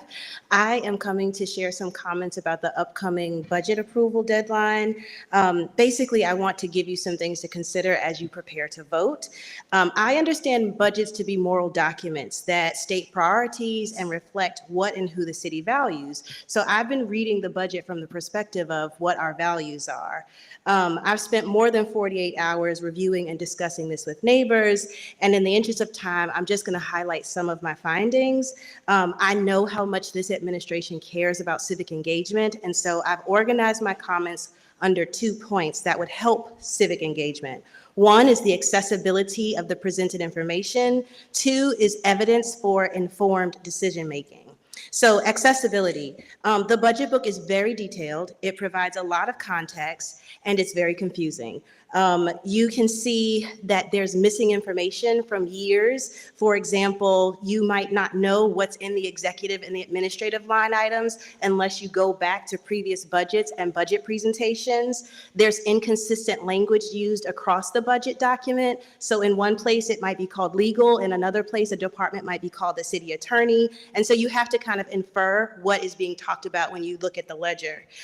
There's also inconsistency in how information is presented about each of the departments, and not a lot of clarity on some of the issues that are more complex. So for example, if you're looking for the dollars that are going to information technology and customer care, you have to understand that the city is using indirect costs through the enterprise funds to figure out what those expenditures are. It's extremely complicated. So the other question that I've kind of tackled or been thinking about as I read the budget is how you all are making this decision, like what's informing your approval of the budget. And so I looked first at the budget justifications. I wanted to know what each of your department codes were suggesting they needed the money for. Of the 22 justifications, 19 of them had outdated information. So they were still referring to fiscal year 24. Only 2 justifications actually stated priorities for fiscal year 25. That was human resources and stormwater. About 15 of the departments included some data and performance indicators, and only one department mapped their priorities onto a larger plan. That was information technology, and they mapped to the 2020 strategic plan. None of the justifications mapped to the city manager's budget priorities that were stated in that budget message. Also, there were department codes on the ledger that had no justification. The mayor's office, the city council, nor the office of the city manager have a narrative or justification for us to understand what the requests are about. Also, I've been curious about what the right proportion of funding is for each of the departments. And so I looked at customer care, information technology, and economic development. Customer care, only 1% of our overall $210 million, 1% is going to customer care. 3% of our budget is going to information technology, and less than 1%, it was somewhere between 0.3 and 0.5% that was going to economic development. Given some of the priorities that you've stated, I ask you if that's the right percentage going to each of those departments. I also wanted to provide you with some insights about who could operationalize the vision for the city. There's a really, really nice 2020 strategic plan, and it lists out 26 strategies. And I, of course, don't know if I did this correctly, but I tried to see which department could operationalize each of those strategies. And I found that the city manager's office, economic development, information technology, public works, and human resources had the greatest opportunity to implement some of those 26 strategies. So I present this information to you to ask you if the proportion that's going to each of those departments maps onto some larger strategy and maps onto what we're hoping to do to move the city forward. So here's my asks before the budget hearing that comes up on May 20th. I ask you to give us, the residents, more clarity. Have the budget manager update the missing and outdated information. Update the language so the department language is consistent across the document and consistent with what we, the residents, understand as the names of those departments.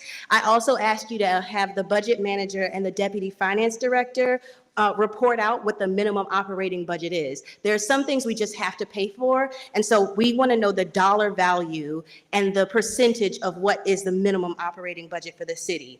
We need better legends and tips on how to read the charts and the graphs that are in the budget. We also should follow the 8th grade readability level. Anytime you present a document and you want it to be accessible, an 8th grader should be able to read and understand it. The budget summaries need to be updated. I'd ask you to ask the city manager to require every department that has a code to list out their justification, including some detailed information, to include their fiscal year 24 accomplishments, their fiscal year 25 program and service priorities that are mapped to his budget priorities that are listed in that document, and at least 2 key performance indicators that would help us understand whether that investment actually materializes into some outcomes. And then finally, for each department, we need to know what the budget request is. In order to understand that, you have to work across 2 very distinct parts of the current budget to make those inferences. Without this information, the residents are making a lot of assumptions about your priorities, about your values, and about the impact that you want to see for our city. And I think it'd be prudent if we took this opportunity to get this budget right. Thank you very much. Up next, we have Mrs. Patricia Lovett.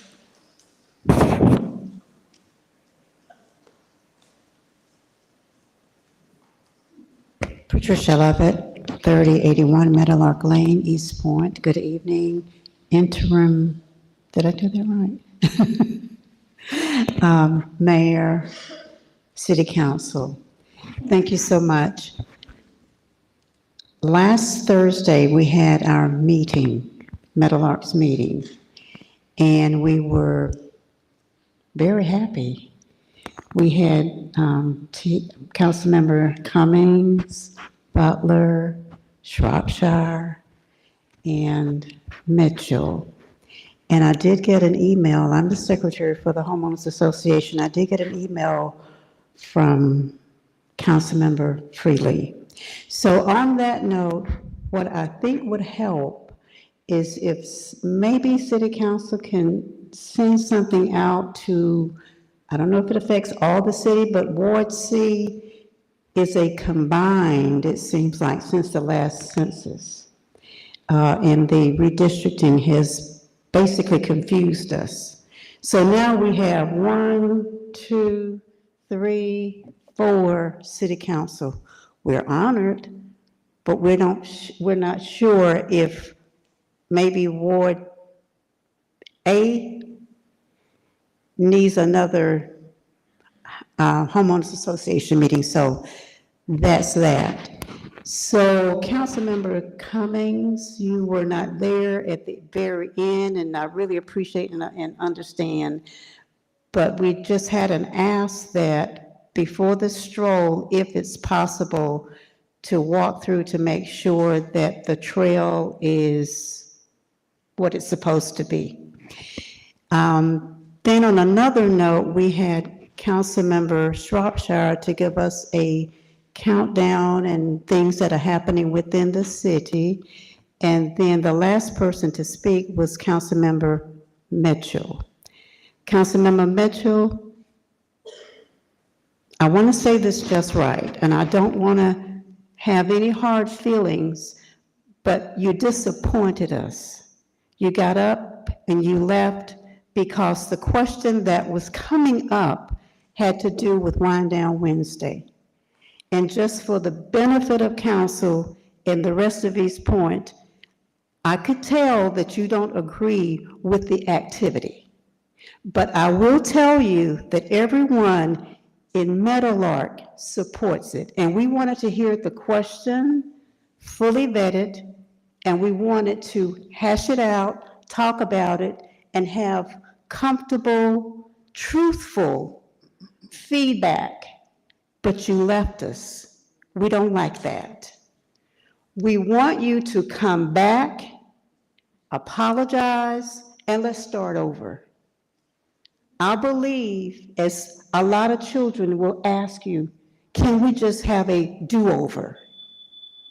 We want a do-over. Thank you.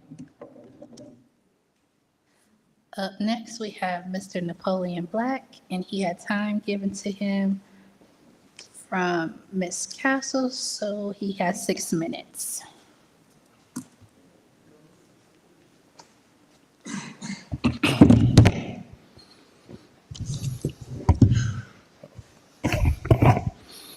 Good evening, City Council. Napoleon Black, 2763 Delow Drive. I just wanted to talk about some issues that are going on in the utility department, and it's kind of unfair for some residents, and then there's some residents who are getting preferential treatment. I'm not going to name names of city council members because I don't want to go through that again, but there is a city council member whose legal resident is being allowed to carry an outstanding balance of $10,500 as of right now. And that's not including a $7,000 write-off that's taken place over a 7-year period. And so there are residents who have to pay their utilities every month, and there are residents who get their utilities disconnected for small amounts, $100, $200, and then they have to pay reconnection fees and deposits. So I think if you're going to have a policy, it should apply to everyone, no matter what. Okay? And then that same city council member has led to us having a lawsuit pending against us right now. And that's money that the taxpayers have to pay. That's not that council member, that's the taxpayer. So as city council members, is there something you can do to rein in that city council member? Because you're supposed to be that guard dog for the taxpayers' money, okay? And then I know a lot of people do like the Wednesday wind down. I like it too, but I think it should be sponsored by vendors, maybe like, let's say Coca-Cola or Budweiser or whatever. But we don't have that kind of money to blow away out of our general revenue fund. That money doesn't come out of hotel motel tax. I know a lot of people like to say that, but if they believe that, they should look it up and research that themselves. It does not come out of the hotel motel tax. That comes out of general revenue funds, okay? And so if we can afford to blow $500,000 away on Wednesday wind down, we should be able to pay our employees the minimum wage of at least $19 an hour. We're still doing a study on that, but we have money for entertainment. We have a lot of streets that need street lights. We have a sewer system that needs to be upgraded. We don't have money to blow away right now for entertainment. We have to get the basic infrastructure issues out the way first. That's just prioritizing. I'm not saying not to have the Wednesday wind down, but let's get the priorities first. All our priorities as far as infrastructure, employee salaries, what have you. And then we can have entertainment. But it'd be nice to have people pay for it when they come to see a concert. I've never been to a concert in Atlanta where it's free. I've never been to any concert free where taxpayers footed the bill and they didn't get anything out of it. That's just me. Thank you. Up next, we have Ms. Teresa Nelson.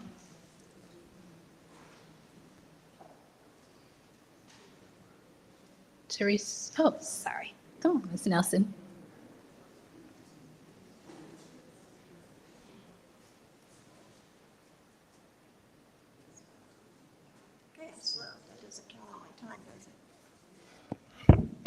Teresa Nelson, 1732 Neely Avenue, here in East Point.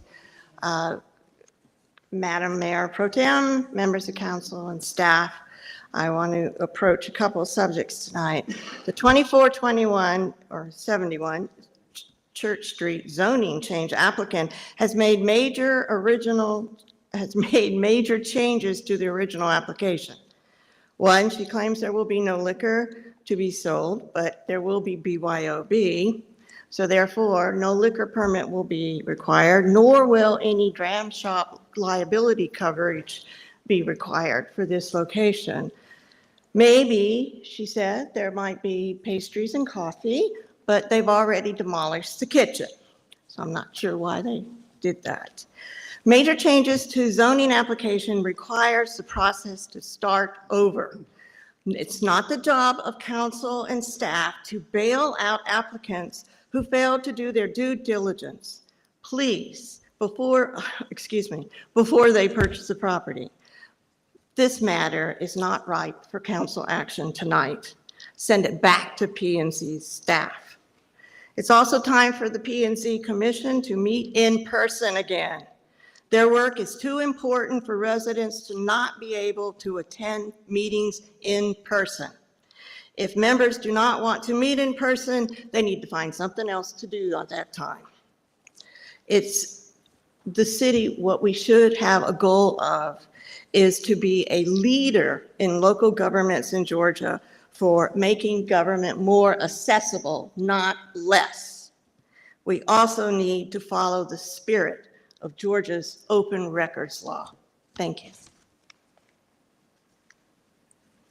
Up next, we have Ms. Sharon Lovett.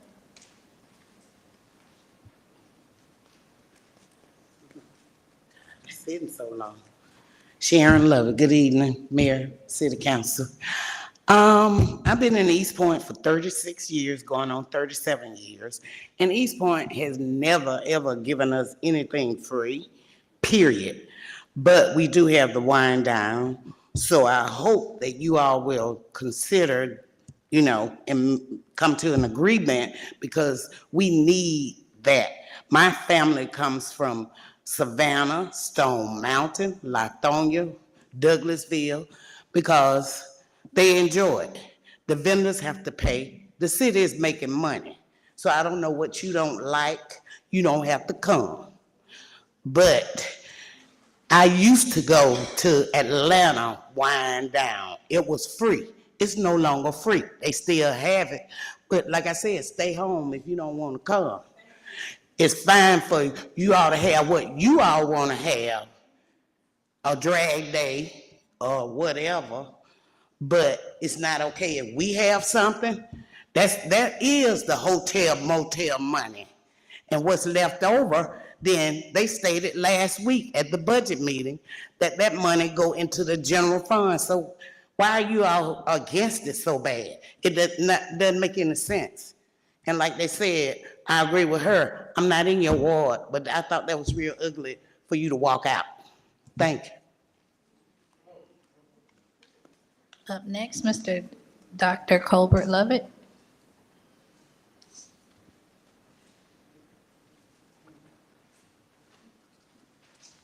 Good evening, Madam Mayor Pro Tem and Council. My name is Colbert Lovett. I live at 3081 Meadowlark Lane, East Point, Georgia. I came up to talk about two topics this evening. I'm going to see if I can squeeze in a third in the 3 minutes that I have. All right, number one, I just want to add a thought that occurred to me as I was listening to the presentation earlier about the 50 worst properties. And I commend you for dealing with this issue. I want to suggest, as you explore the possibilities for adjusting your organizational structure to accommodate the 50 worst program, that you look at incorporating that somehow within your structure that deals with inspections and approving construction and that kind of thing. Because I think that as you work with property owners to resolve issues around their properties that have fallen into disrepair, that if they can have a one-stop shop, so to speak, where they can go to resolve the problem in the same place that they're being taken to task, it makes it easier to resolve the problem. I think you can get more compliance. I want to also encourage you to think about, as you propose ways to fix the problem, that in addition to the stick approach, which you've already instituted with your fees, that maybe you give some thought to a carrot approach as well. For some people, it takes the carrot. For some folks, it takes the stick. And there are different times when different pieces work better. So it's something to think about. I also want to just encourage you to think about the fact that there are occasionally, I think if you look at this listing of houses, you're going to find that some of those folks may be air property situations. And air property situation is a different situation from an investor-owned situation. So you may have to look at how you resolve the problem and help those folks differently. And I'm going to take up all the time, so I won't have time to talk about the other issues that I actually came up here to talk about. But real quick, I want to thank the mayor and Dr. LaTanya Martin Rogers recently reappointed me to the LEFAC board. And I think that the LEFAC board and the city agriculture plan has potential to improve the quality of life in the city. So I want to encourage support for that. I want to encourage volunteerism and service on our boards, because the boards do the background work. And lastly, but not least, I don't come today to speak for the Housing Authority, but I want to commend the staff of the East Point Housing Authority, Mr. Michael Spann and his team, and also the folks who serve on the board with me, all volunteers who do the work in the background. I think East Point has, they say celebrate the values and the victories. We've had a recent victory. I want to celebrate you, the council, and the city for working with the Housing Authority and our development partners. We have recently instituted, over the last 10 years that I've been affiliated with it, somewhere in the neighborhood of about $100 million of investment that has been made right here in downtown East Point between Malibu Point, Hillcrest, and the Eye Tower that we just broke ground for. So congratulations to you all. Up next, we have Ms. Anna Adams.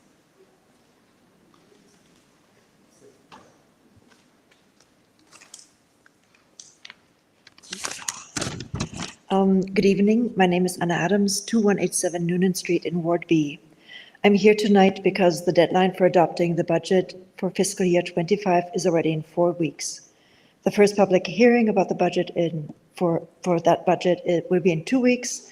The second public hearing will happen 2 weeks thereafter, and that is also the day and the deadline for actually adopting the budget. So this tight schedule leaves little room for discussion, and I'd like to get in my comments early. Please take my comments in the spirit of constructive input to work towards a more accessible budget document that enables discourse and informed decision-making. I know there is a draft version 3 in process, so some of what I'm saying may already been addressed in that version. I'd like to make 3 main points. First, I'd like to express my appreciation for the 2 open houses and discussions with the interim city manager Brown, Mr. Golden, and the department heads or their representatives. I also appreciate the open door policy, the opportunity to ask questions, get answers to better understand the budget and process. And I hope this process will continue in the future. Secondly, for the mayor and the council members, please consider the following to ensure that the budget aligns with strategic priorities, addresses current issues, has SMART goals, and is data-driven. My first ask is to please review the strategic goals as listed on page 10 of the budget. It's a one-pager. These strategic goals have not been updated in a while, and in my opinion would benefit greatly from an update, given all the things that happened last year. My second ask is to review and ensure that the goals, issues, and metrics of all the departments and all the major programs are included so that information can be reported back to you on those metrics and tell you how the city is doing. My third ask is to please consider adding a budget narratives yourselves to the budget document. In my opinion, it would help us understand the City of East Point's governmental goals and priorities for the upcoming fiscal years, and add context to the dollar amounts that in the budget's appendix. Currently, we have to reverse engineer that information. And lastly, I still have lots of questions about the budget and how we can continue asking questions in an efficient way without imposing a huge burden. So for example, what are the rules and policies for calculating and allocating indirect costs to the departments and funds? It just could go on and on. So thank you very much for listening. Up next, we have Ms. Marie Terry.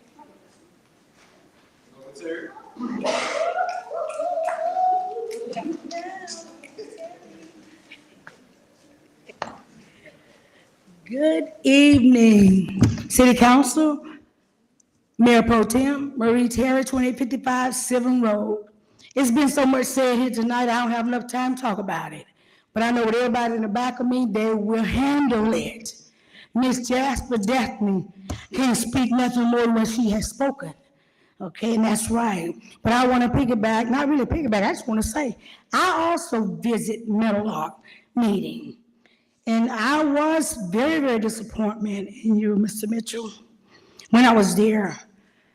And it is real, I never seen anything like it. With the city council and the residents of this city, when we come to our stakeholders, we need to be very respectful of our stakeholders. But that night there, when you did walk out, I didn't know what to say. And the way you confronted Council Lady Swapshire, that was rude. That was rude to the residents of this city. You guys have got to respect your residents. You have got to. We done had enough of this disrespect. And I think Ms. Lovett said enough on that. But the budget, it is confusing. I ain't got to go through with it. I don't know how y'all went through a budget when y'all haven't had too many audits. You cannot do a budget you haven't had any audits. I don't understand that. It is confusing. I printed 467 pages out, still hadn't gotten it yet. Y'all need to break it down more better than what you're breaking it down. And I'm also involved in all that hospital. We need our hospital, you guys. We need our hospital. You look at me, my eyes, my body, I look at all of you guys. There are senior citizens, there are children, there are people up and down. You guys have whatever you guys got to do to sign whatever paperwork that's needed. I'm talking to all 8 of you guys, all 8 of you. Y'all need to sign that paperwork, whether it's a certificate of need, whatever it may be. Once you guys sign it, whatever differences you guys have between each other, drop it. Drop it. Because it's not about you guys. It's not about I don't like you, I don't like you. It's about the rest of this city, which are the stakeholders. We need a hospital. How y'all going to fund it? Y'all better find a way to fund it.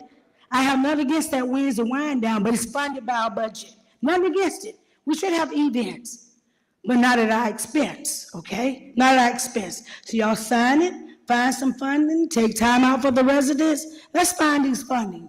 We need the hospital, you guys. We have birth centers. We can't do nothing without birth centers. We don't have a hospital. We got to have it. And y'all sit there, y'all know. The city's just so discombobulated, people. Come on, y'all just get it together. Please get it together. Please. And then it's just public hearing about that smoke thing back there, that smokehouse. Y'all know we don't need that. Y'all got an East Point pharmacy up here that should have been a small East Point grocery store. And I want to thank the city attorney because she come to y'all just right. I want to thank Alicia, and that she's right. 2791 East Point this year have clean. Y'all get it together. We need the hospital. Let's do it. Up next, we have Candace Chan. Candace Chan.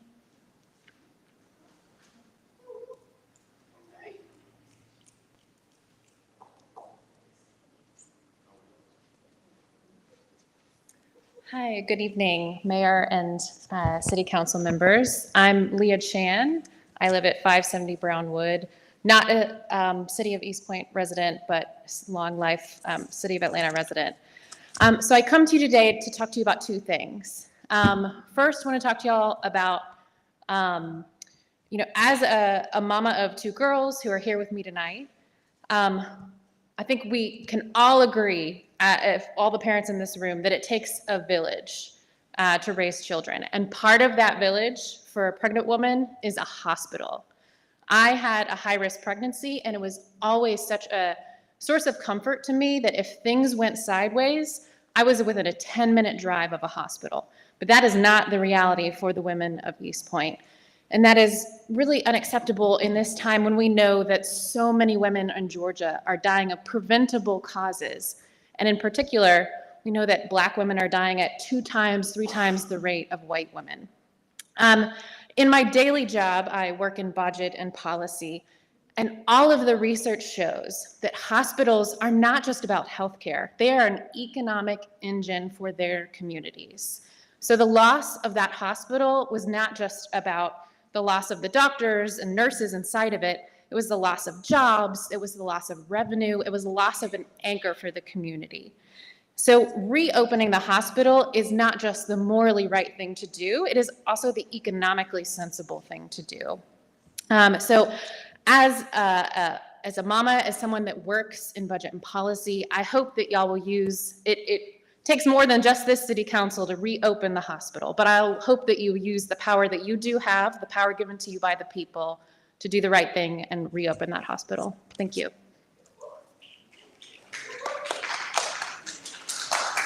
Up next, we have Jasmine Keith.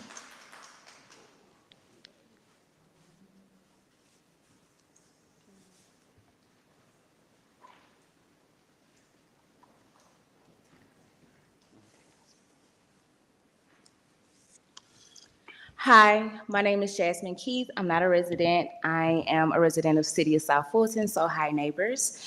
I'm here today to talk about my name. Do I have to say my full address? Because I also work in reproductive health care with abortion rights, and I just do not feel comfortable with stating my address in the public, if that's fine. But I stay in City of South Fulton, 30349.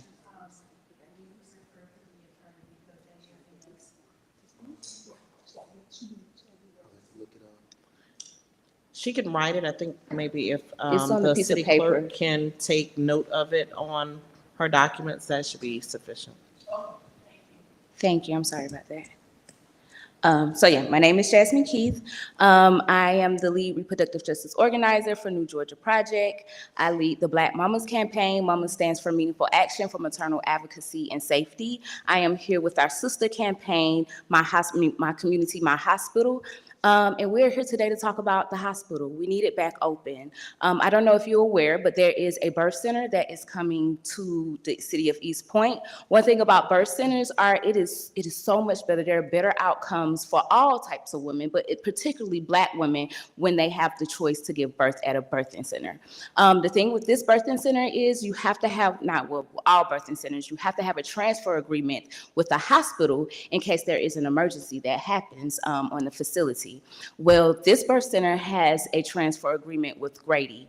I know there used to be a thing of 5 o'clock Atlanta traffic, but now traffic is all the time. And when we have a mother who is in dire need, every minute counts. And it makes no sense that there is a hospital literally 5 minutes from the birth center that the mother cannot go to in case of an emergency. And so, yes, I am here to ask you to really consider joining that, not joining, but creating that joint hospital authority with the city of South Fulton. And yeah, thank you for your time. I think I have like a little minute left over. Can I give it to my colleague, Kiera Sanford?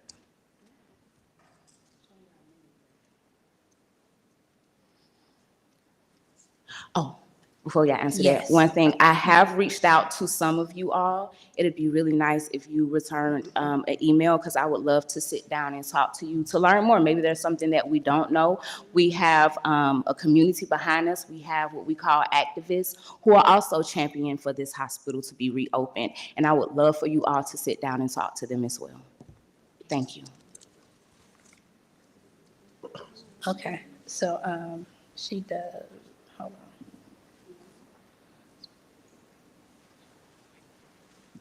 I'm sorry.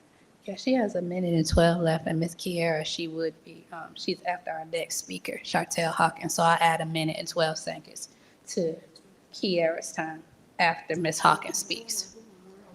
Okay? Okay, so it's Okay, I'm sorry. Chartel Hawkins, is that you?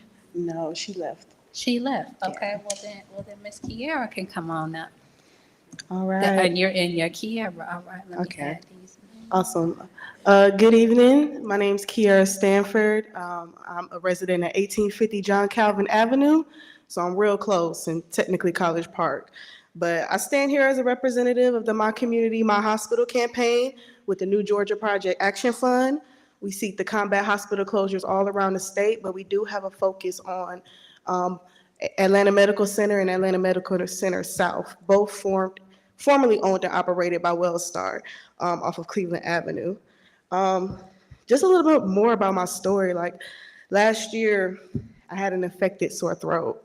So I went to the ER off Cleveland. I am insured, but that's just the one I normally go to because it's the closest, right here off Cleveland Avenue. When I went there, I was greeted by a closed sign. You know, we're talking about signage today a little bit, but I was greeted with a closed sign and a houseless man sitting there with his hand bleeding. And I'm looking at him, he looking at me. I'm like, did you know this hospital closed down? He was like, no, I wouldn't have been here. I walked all the way from the train station. I know for me, that's a long walk from this train station to Cleveland Avenue, just to find out that the hospital was closed.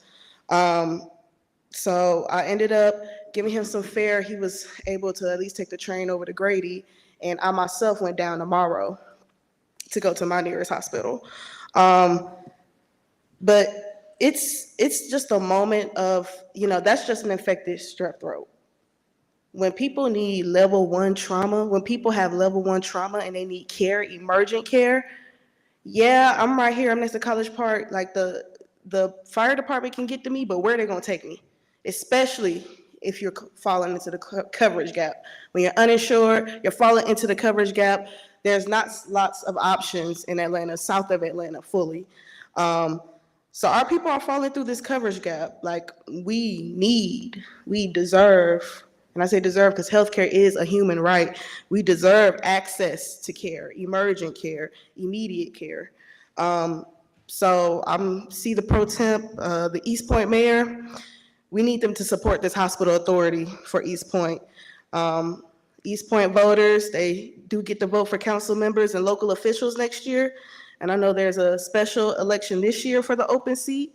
And we'll remember who championed our expanded access to care. So we want to schedule a meeting, all of us as community members, with the mayor. We want to hear from the mayor why the hospital authority board hasn't been created yet. What's the holdup? I've been hearing a lot of talk about money. I've been hearing lots of talk about petty issues and stuff like that. I just think it's only right that we as community members, if we could get a meeting with the mayor, at least, we've been trying to reach out, just some sort of explanation as to what's going on. We're just trying to move the needle forward. Again, we have a focus on Atlanta Medical Center South, but we're trying to combat all hospital closures across the state. But we're starting with this community. So yeah, just thank you in advance. You know, let's do more to support Black bodies. Let's do more to support Black mental health and Black communities.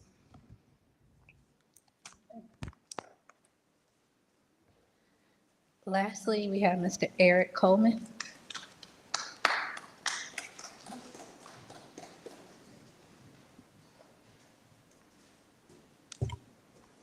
Good evening, Eric Coleman. I reside at 4192 Mayapple Lane. Ladies and gentlemen of City Council, I stand before you today to advocate for the enforcement of Section 7-2002 of our city's regulations concerning the deposit of solid waste. This section is crucial in maintaining the cleanliness and aesthetics and environmental health and safety of our community, and it's time we take action to ensure its full implementation. First and foremost, Section 7-2002 outlines the proper placement and disposal of solid waste. It stipulates that all solid waste must be securely tied in plastic bags and placed in covered plastic or metal garbage cans.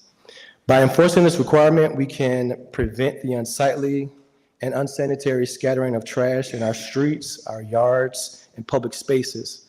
Not only does this enhance the visual appeal of our city, but it also contributes to the overall health and well-being of our residents.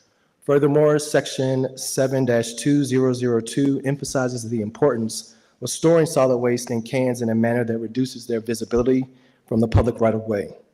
This is a crucial aspect of maintaining the aesthetics integrity of our neighborhoods.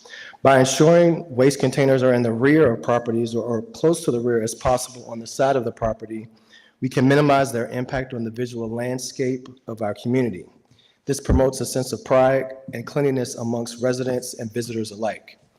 However, the effectiveness of Section 7-2002 relies on its enforcement. Without proper enforcement measures in place, these regulations become mere suggestions rather than enforceable laws. Therefore, I urge the city to take proactive steps to ensure that the property owners and residents alike adhere to these guidelines. This may involve increased monitoring and enforcement efforts, as well as placing efforts into educational campaigns to raise awareness about the importance of proper waste disposal practices. By working together as a community and holding each other accountable, we can create a cleaner, more environmentally friendly, and more visually appealing city for all of our residents. Lastly, in coordination with the city's efforts, I'd like to address this issue, or I would like to request, in addition to that, that my HOA, the Lakeside Preserve HOA board members vote to update our association's covenants to align with section 7-2002.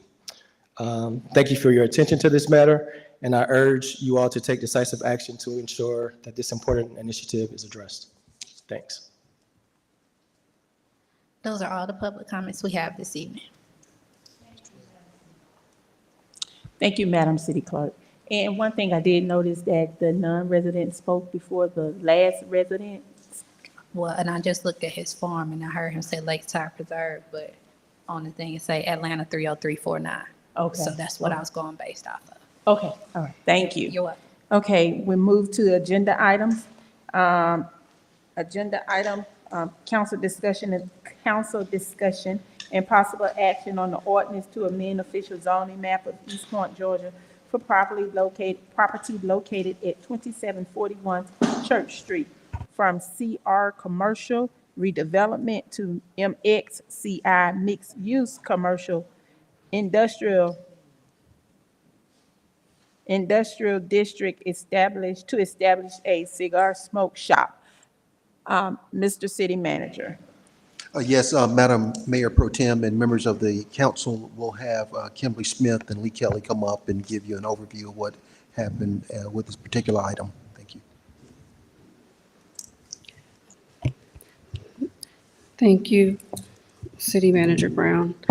Good evening, Mayor Pro Tem, fellow council, Kimberly Smith, Planning and Community Development Director.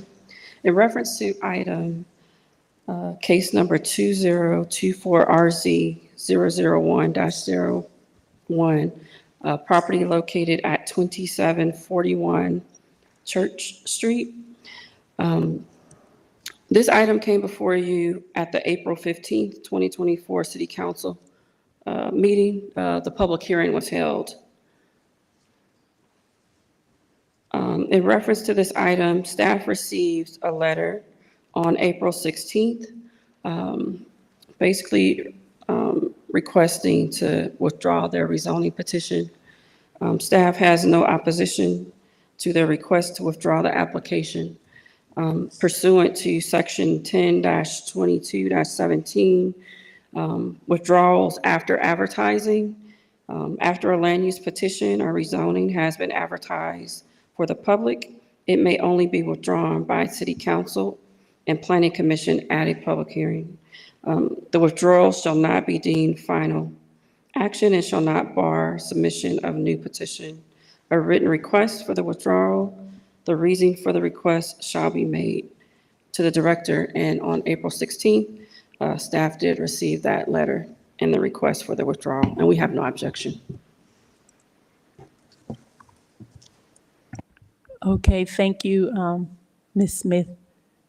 Are there any questions?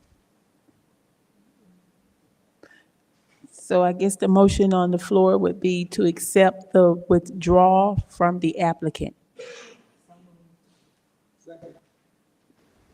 Discussion? All in favor for the Sorry. applicant?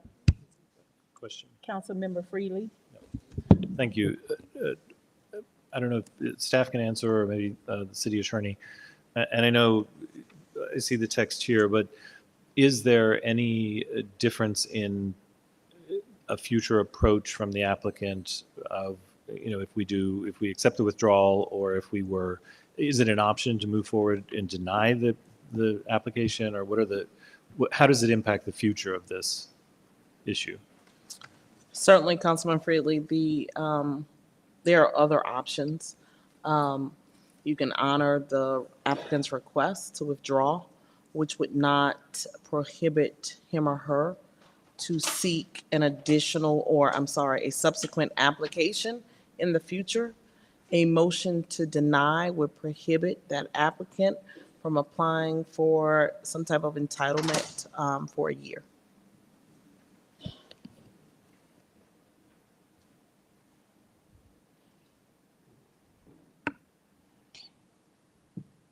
Is that it? Make a second motion to deny the application. So you want to make a substitute motion? Yes.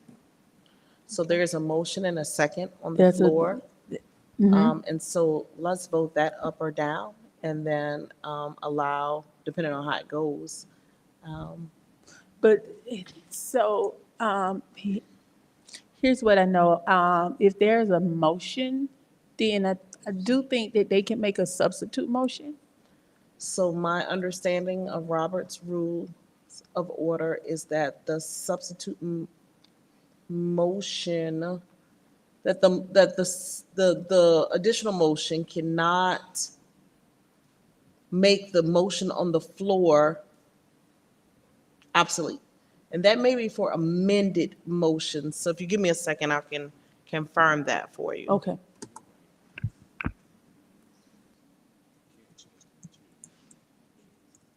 Because my next question is gonna be, what if neither motion pass?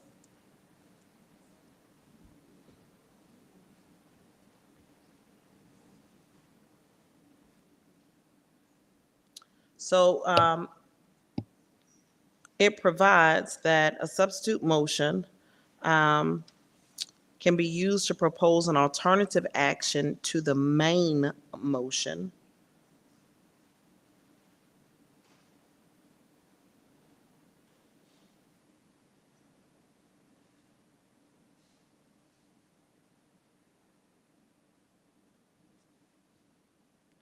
Madam Pro Tem, give me 1 second.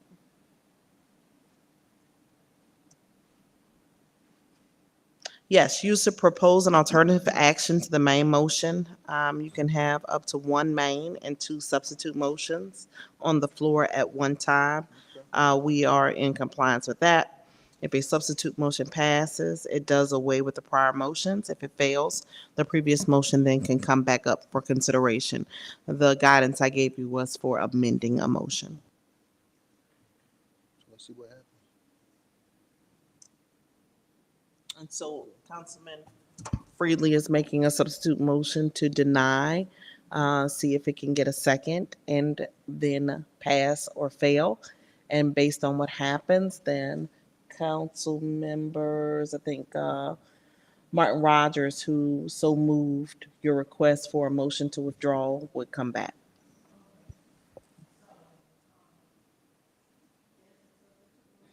Second to the substitute motion.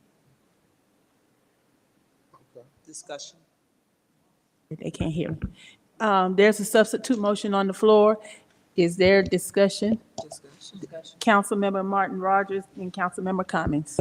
Okay, I just want to say that, I don't really know if I can support complete denial, because what if this business owner really wants to bring something back that is viable? I know that I threw some ideas out there to her, but what if she wants to bring back a bookstore, or what if she wants to bring back a candle making shop? I don't want to vote for a complete denial of this applicant because I'm just not sure.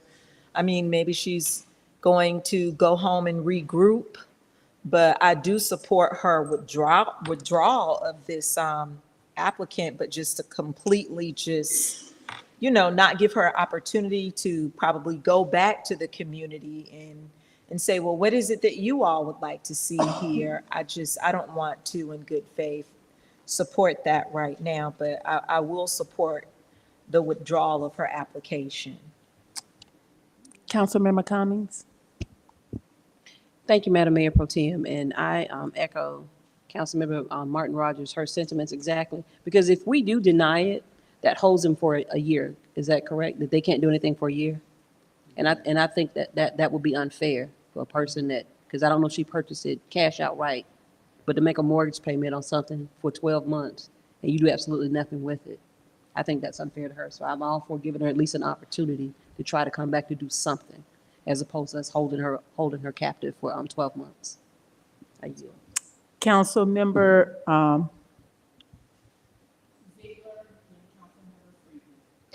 Yes, thank you, Madam Mayor Pro Tem. I feel like we've given this applicant several attempts to come back with something that was more appropriate. And, I think that they have changed a lot from what their original business plan was going to be, but they have always kept the cigar smoking piece. And also it sounds like that they're going to have BYOB alcohol. And having that right next to the residence doesn't sound like a great plan. But there have been a lot of discussion around this with the residents and things like that. And, I don't see them changing the piece that we as a community and as a city have a disagreement with.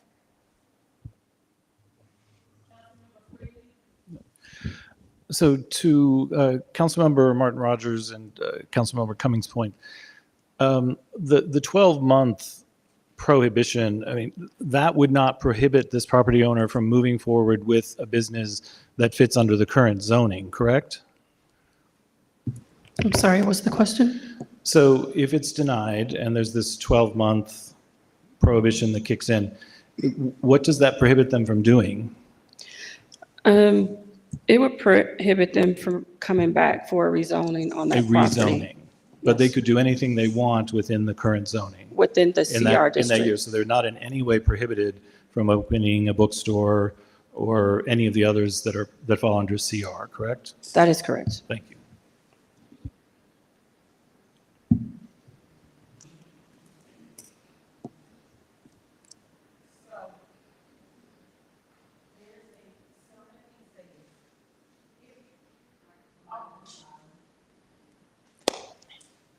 so if they withdraw, what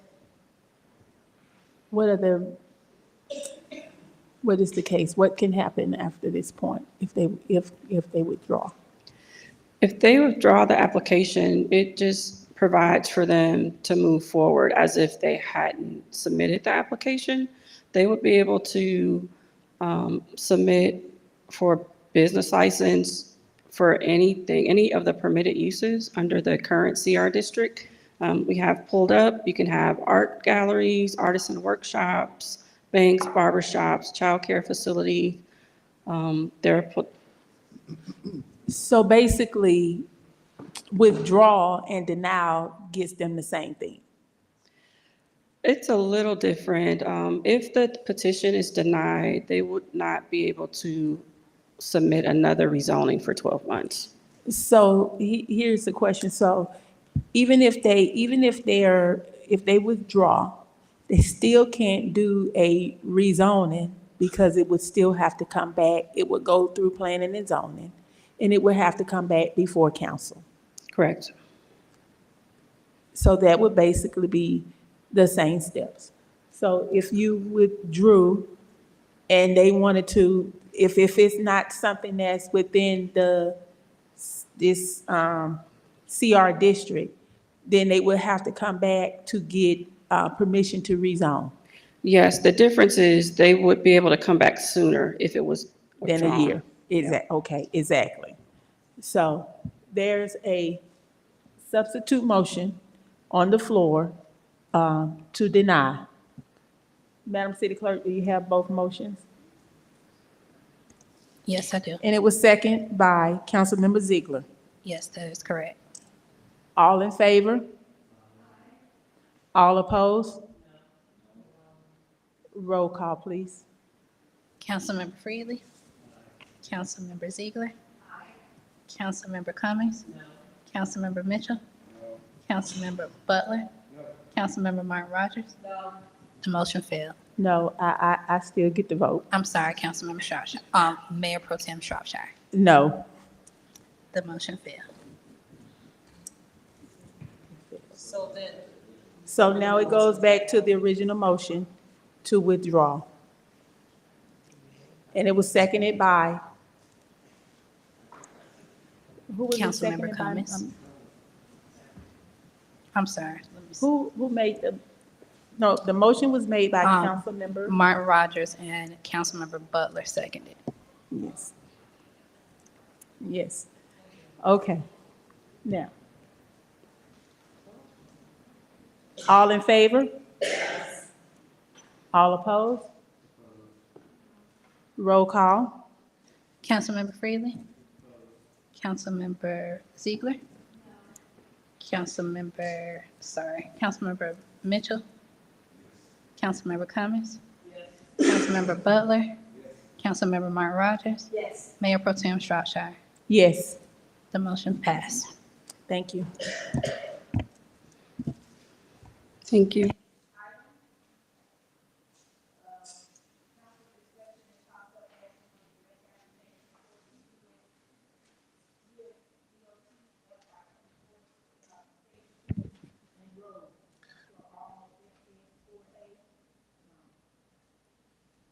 Madam Mayor Pro Tem, I make the motion for discussion and possible action on item number 7, discussion and possible action on grant application for USDOT FY24.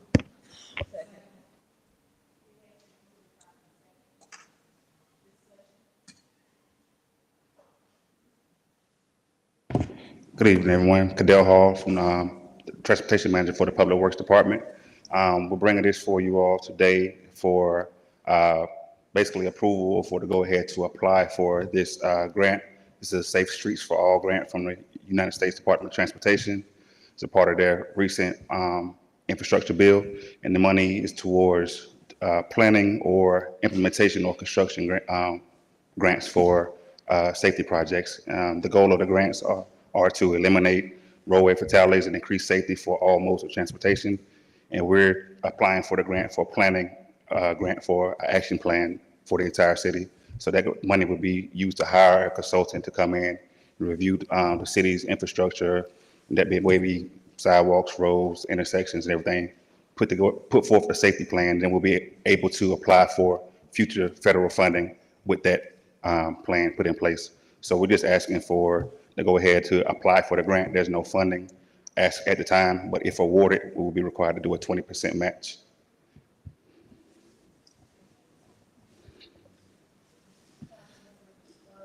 Madam Mayor Pro Tem, I ask that we approve the funding request for the grant, the USDOT grant.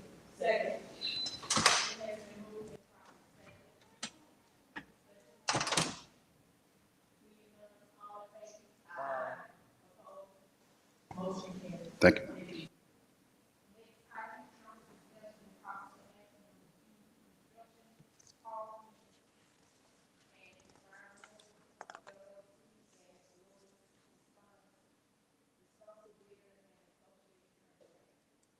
Excuse me, Mayor Pro Tem Shropshire, your microphone isn't on, so can you just make sure?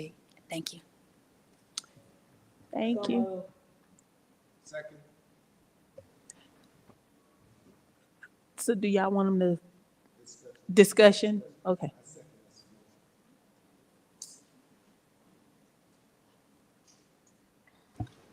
Good evening again, Mayor Pro Tem and Council. Janisa Elias, Assistant City Manager for the City of East Point.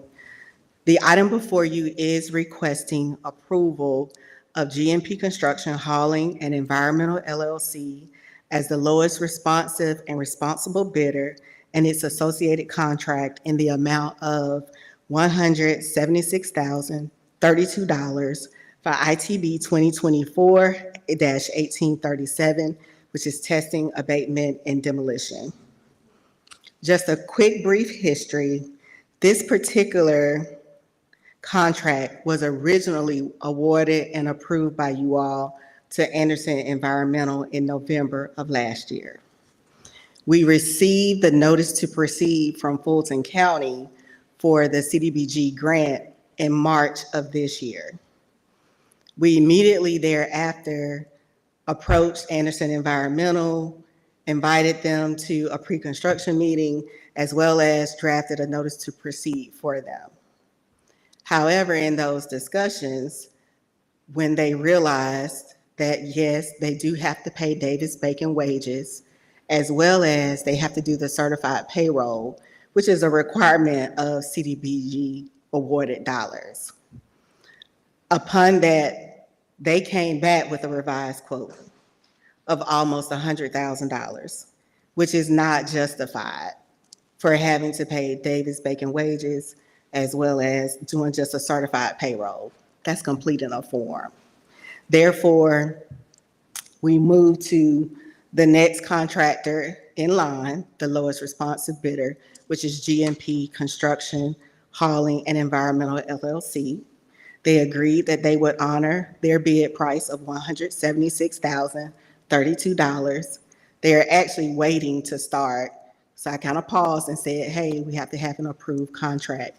So tonight we are before you requesting approval of GMP as the selected vendor, as well as approval of their associated contract so that we can start the abatement and demolition process for those 9 homes. Because the other thing is we're kind of up against time because we did not get the notice to proceed from Fulton County until March. And it was at that time we found out that we have to have all of the houses demolished by August 31st of this year.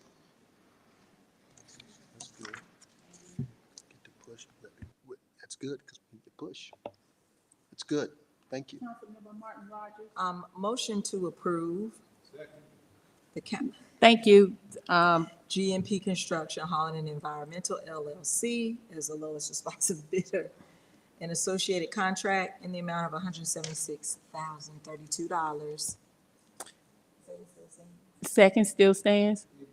Thank you. Discussion? Being none, all in favor? Opposed? Motion carries. Now we're Madam in, Pro Tem, I'm sorry to interrupt. Before you get to comments for council, it's not about y'all stuff. I am requesting that one of the members of council who voted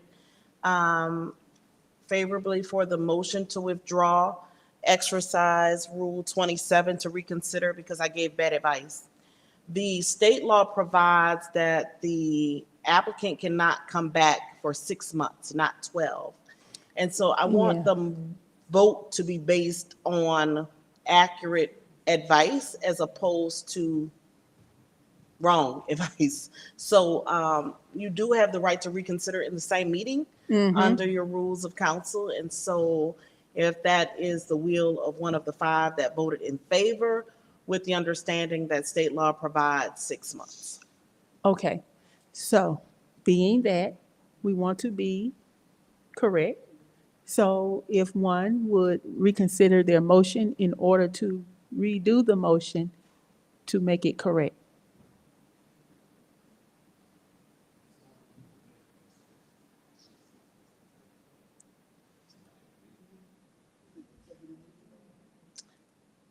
If you want to, I just wanted to put on the record that I told you something wrong. And so you can make a motion to reconsider to see if it changes any of the council members that voted in favor.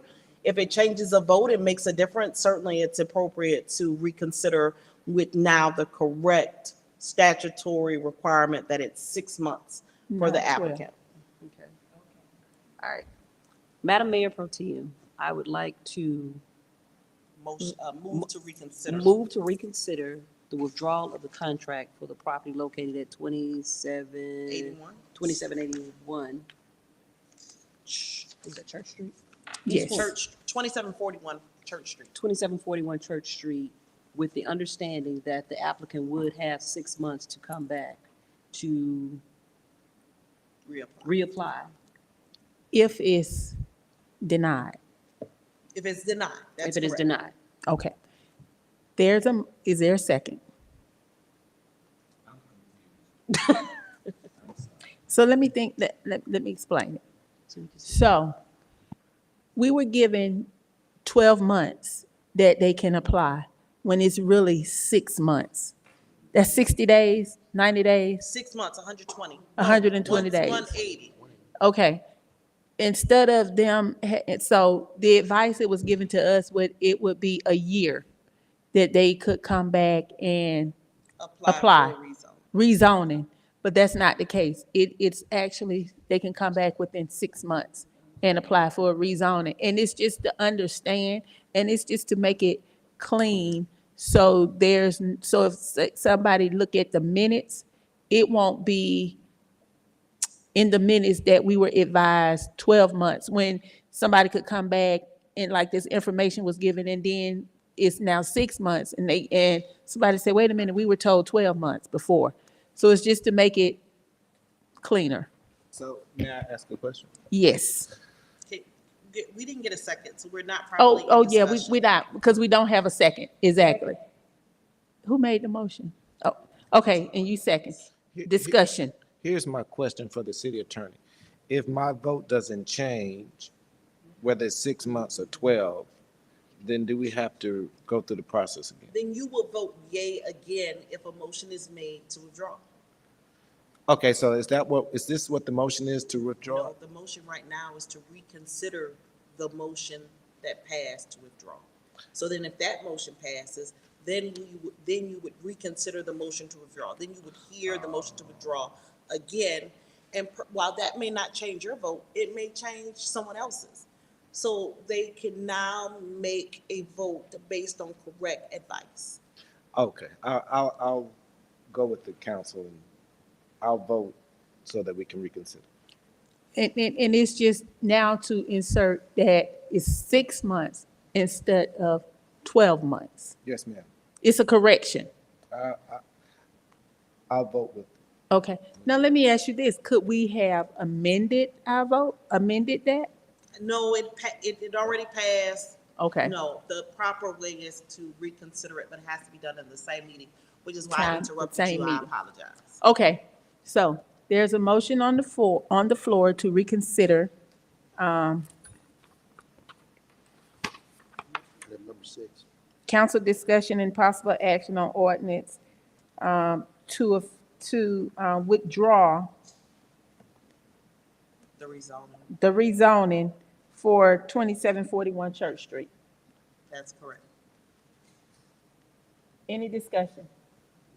All those in favor? Aye. Aye. Opposed?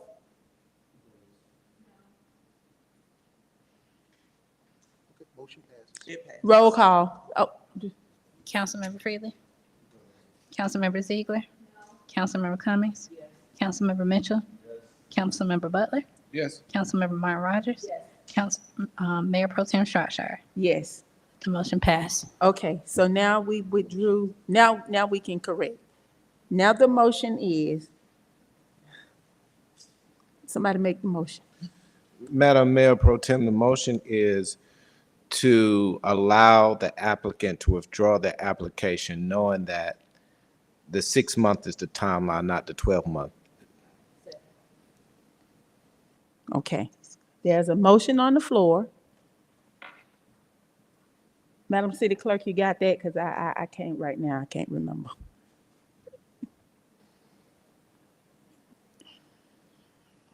Yes. Okay. Discussion? Being none, all in favor? What, I hadn't called. All in favor? All opposed? Roll call. Councilmember Freely? Councilmember Ziegler? Councilmember Cummings? Councilmember Mitchell? Councilmember Butler? Councilmember Martin Rogers? Mayor Pro Tem Shropshire. Yes, The motion passed. thank you. For doing that, I apologize. No problem. Now, we're in council comments.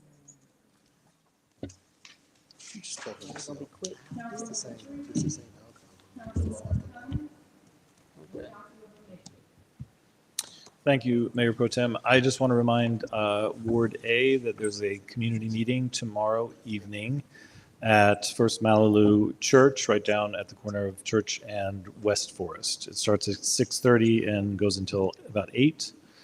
And the city manager has agreed to come, and some other representatives from departments.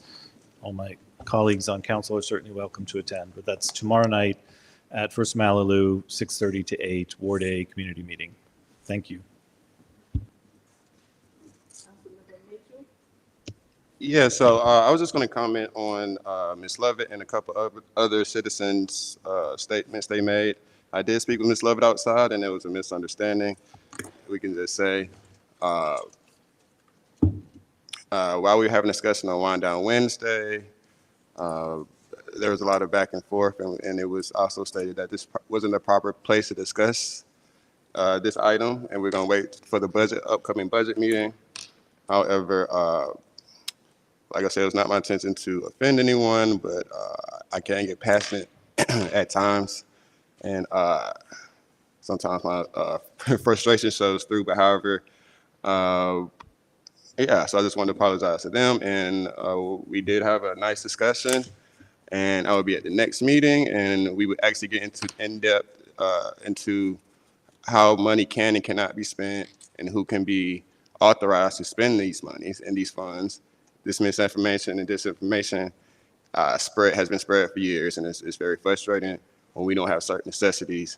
As another constituent said earlier, we have to prioritize what money we do have. We're not the richest city, so we don't have money for free parties and things of this nature. If anything, we need to restructure how Wind Down Wednesday is set up. Have an hour yield. Councilmember Martin Rogers. Yes, I would like to say thank you for being engaged East Pointers, for coming to the meeting tonight, but mainly for coming to the Ward D community gatherings. I just want to say thank you, Ward D. Thank you, Madam Mayor Pro Tem. Thank you, everyone that showed up for the meeting tonight, either in person or via some means of social media. And I'd like to, she's going to throw up our flyer. I want to invite everyone out to our second annual senior stroll.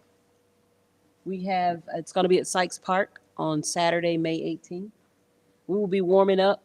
This is, like I said, this is our version of the Peachtree Road Race for our seasoned/senior residents. It's going to be at Sykes Park, and there's a QR code that's here for people to register. I've also sent the information out to all the different boards, the residents. So we're hoping to get everyone to come out. My colleague, Councilmember Mitchell, we are partnering with Parks and Rec. It's also going to be the day that we'll showcase the new pickleball park, the new pickleball setup that's going to be over at Sykes Park. And we'll be doing the walk. We're going to walk the trail at Sykes Park. We'll make sure that we have plenty of hydration stations. There's going to be EMS support. It's going to be a health fair afterwards. It's going to be set up like a real race. You'll have your running bibs that will chart your time, walking, strolling, or running the race. EMS support will be there, and there's going to be a little small health fair, and our East Point steppers are going to perform for us as well. So I'm just inviting everybody to come out on Saturday, May 18th. We will be warming up in the parking lot over at St. Stephen's. We'll have buses that'll shuttle everyone over to Sykes Park, but the warm-up and registration will be in the parking lot across from St. Stephen's Church on Hogan Road. Thank you, and everyone have a great evening. Thank you, Madam Mayor Pro Tem. Thank you, Council, for allowing us to get out of here at a decent hour. I hope we don't have any executive session items. I want to say thank you to all those who came and showed up. I appreciate you for being concerned and active citizens. I want to address the hospital. As many of you know, that the hospital is an issue that I'm very passionate about.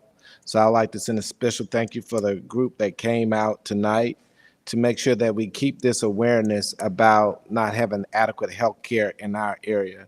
The fact that we have over 200,000 people without emergency room access is a tragedy in 2024. Thank you very much.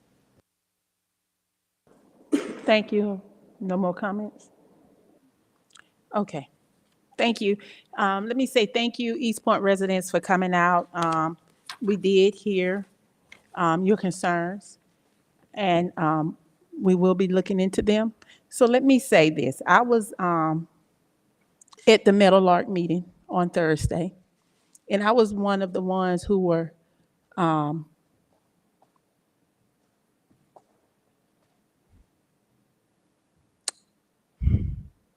dis, I'm going to say disrespected by one of my colleagues who attempted to try to start an argument. And the question came up, how does council get along? And I stated truthfully. And so, being one of the residents brought up the fact about the event, I guess, which set the council member off. But we continued on, and I said, before that happened, this is not the time or the place. Please don't do that. I didn't interrupt you. But that's neither here nor there. But I will say this. Since Mr. Napoleon continues to have interest in my mother's bill, she said you can give her a call. So I give you her number, and she says she'll be here again. She hopes that you show up next time. And also, no, we can't take comments. As far as funding being used, it is hotel motel money that has been stated several times, which goes into the general fund. So I think people need to educate themselves. Mr. Mitchell, we're not going to go back and forth. You've had your time. I think people need to educate themselves on the funding, and it's that unrestricted portion of that 3%. And if I'm not mistaken, the city got, what, 5 million? A million? A million? Okay, so that's what, like 2%, less than 2%, and it's not a party. But if you want to categorize it, that is. But the city has several events. As a matter of fact, we just had a house event last Saturday on the 27th. And we're getting ready to have hopefully a Juneteenth event as well as other events. So do you categorize those as parties as well? That's a question that I think needs to be asked. So moving forward, in order for us to work together, to build this city together, we have to work together and leave our egos at the door, or else we're gonna revert back to what it was in 2013. And I think that residents have seen where the city was in 2013 and before then, and they don't wanna go back. They elected people to do to work together and come to an agreement and some consensus. But when you're bickering, it's a distraction, and you're not gonna move the city where it needs to be because of the infighting of what's going on. So I say that in my comments. And also, Madam City, and I'll deal with the other piece of the comment in executive session. So are there any executive session items?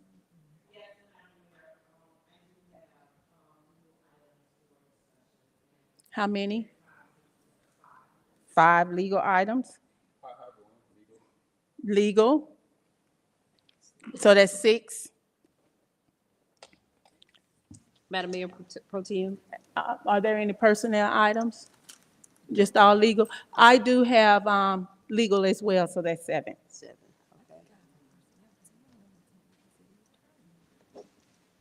Okay, 1 personnel. We Okay. have 7 legal and 1 personnel. Motion to adjourn into executive session for 7 6. 7 Oh, legal. 7 legal and 1 personnel. 1 personnel. Second. Second, there's a motion to adjourn into executive session for 7 legal and 1 personnel. All in favor? Aye. Opposed? Thank you.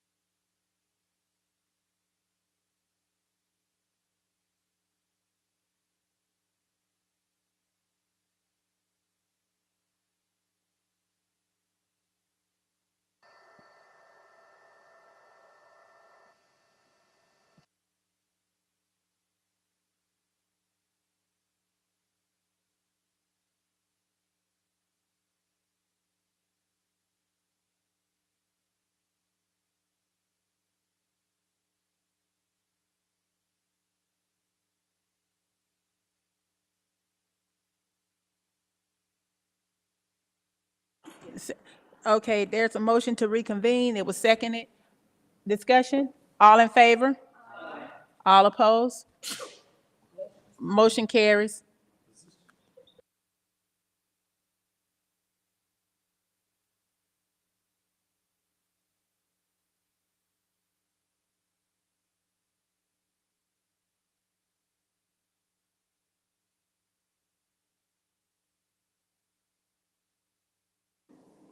So moved.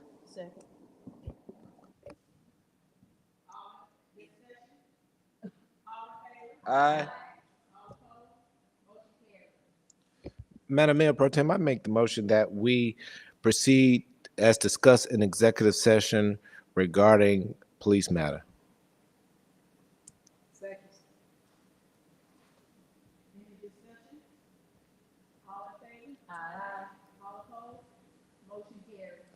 Madam Mayor, I make the motion that we adjourn. Thank you. Madam Mayor Pro Tem, I make the motion that we accept the executive session meeting minutes. Yes, ma'am. So moved. Aye. Madam Mayor, I make the motion that we adjourn. Aye.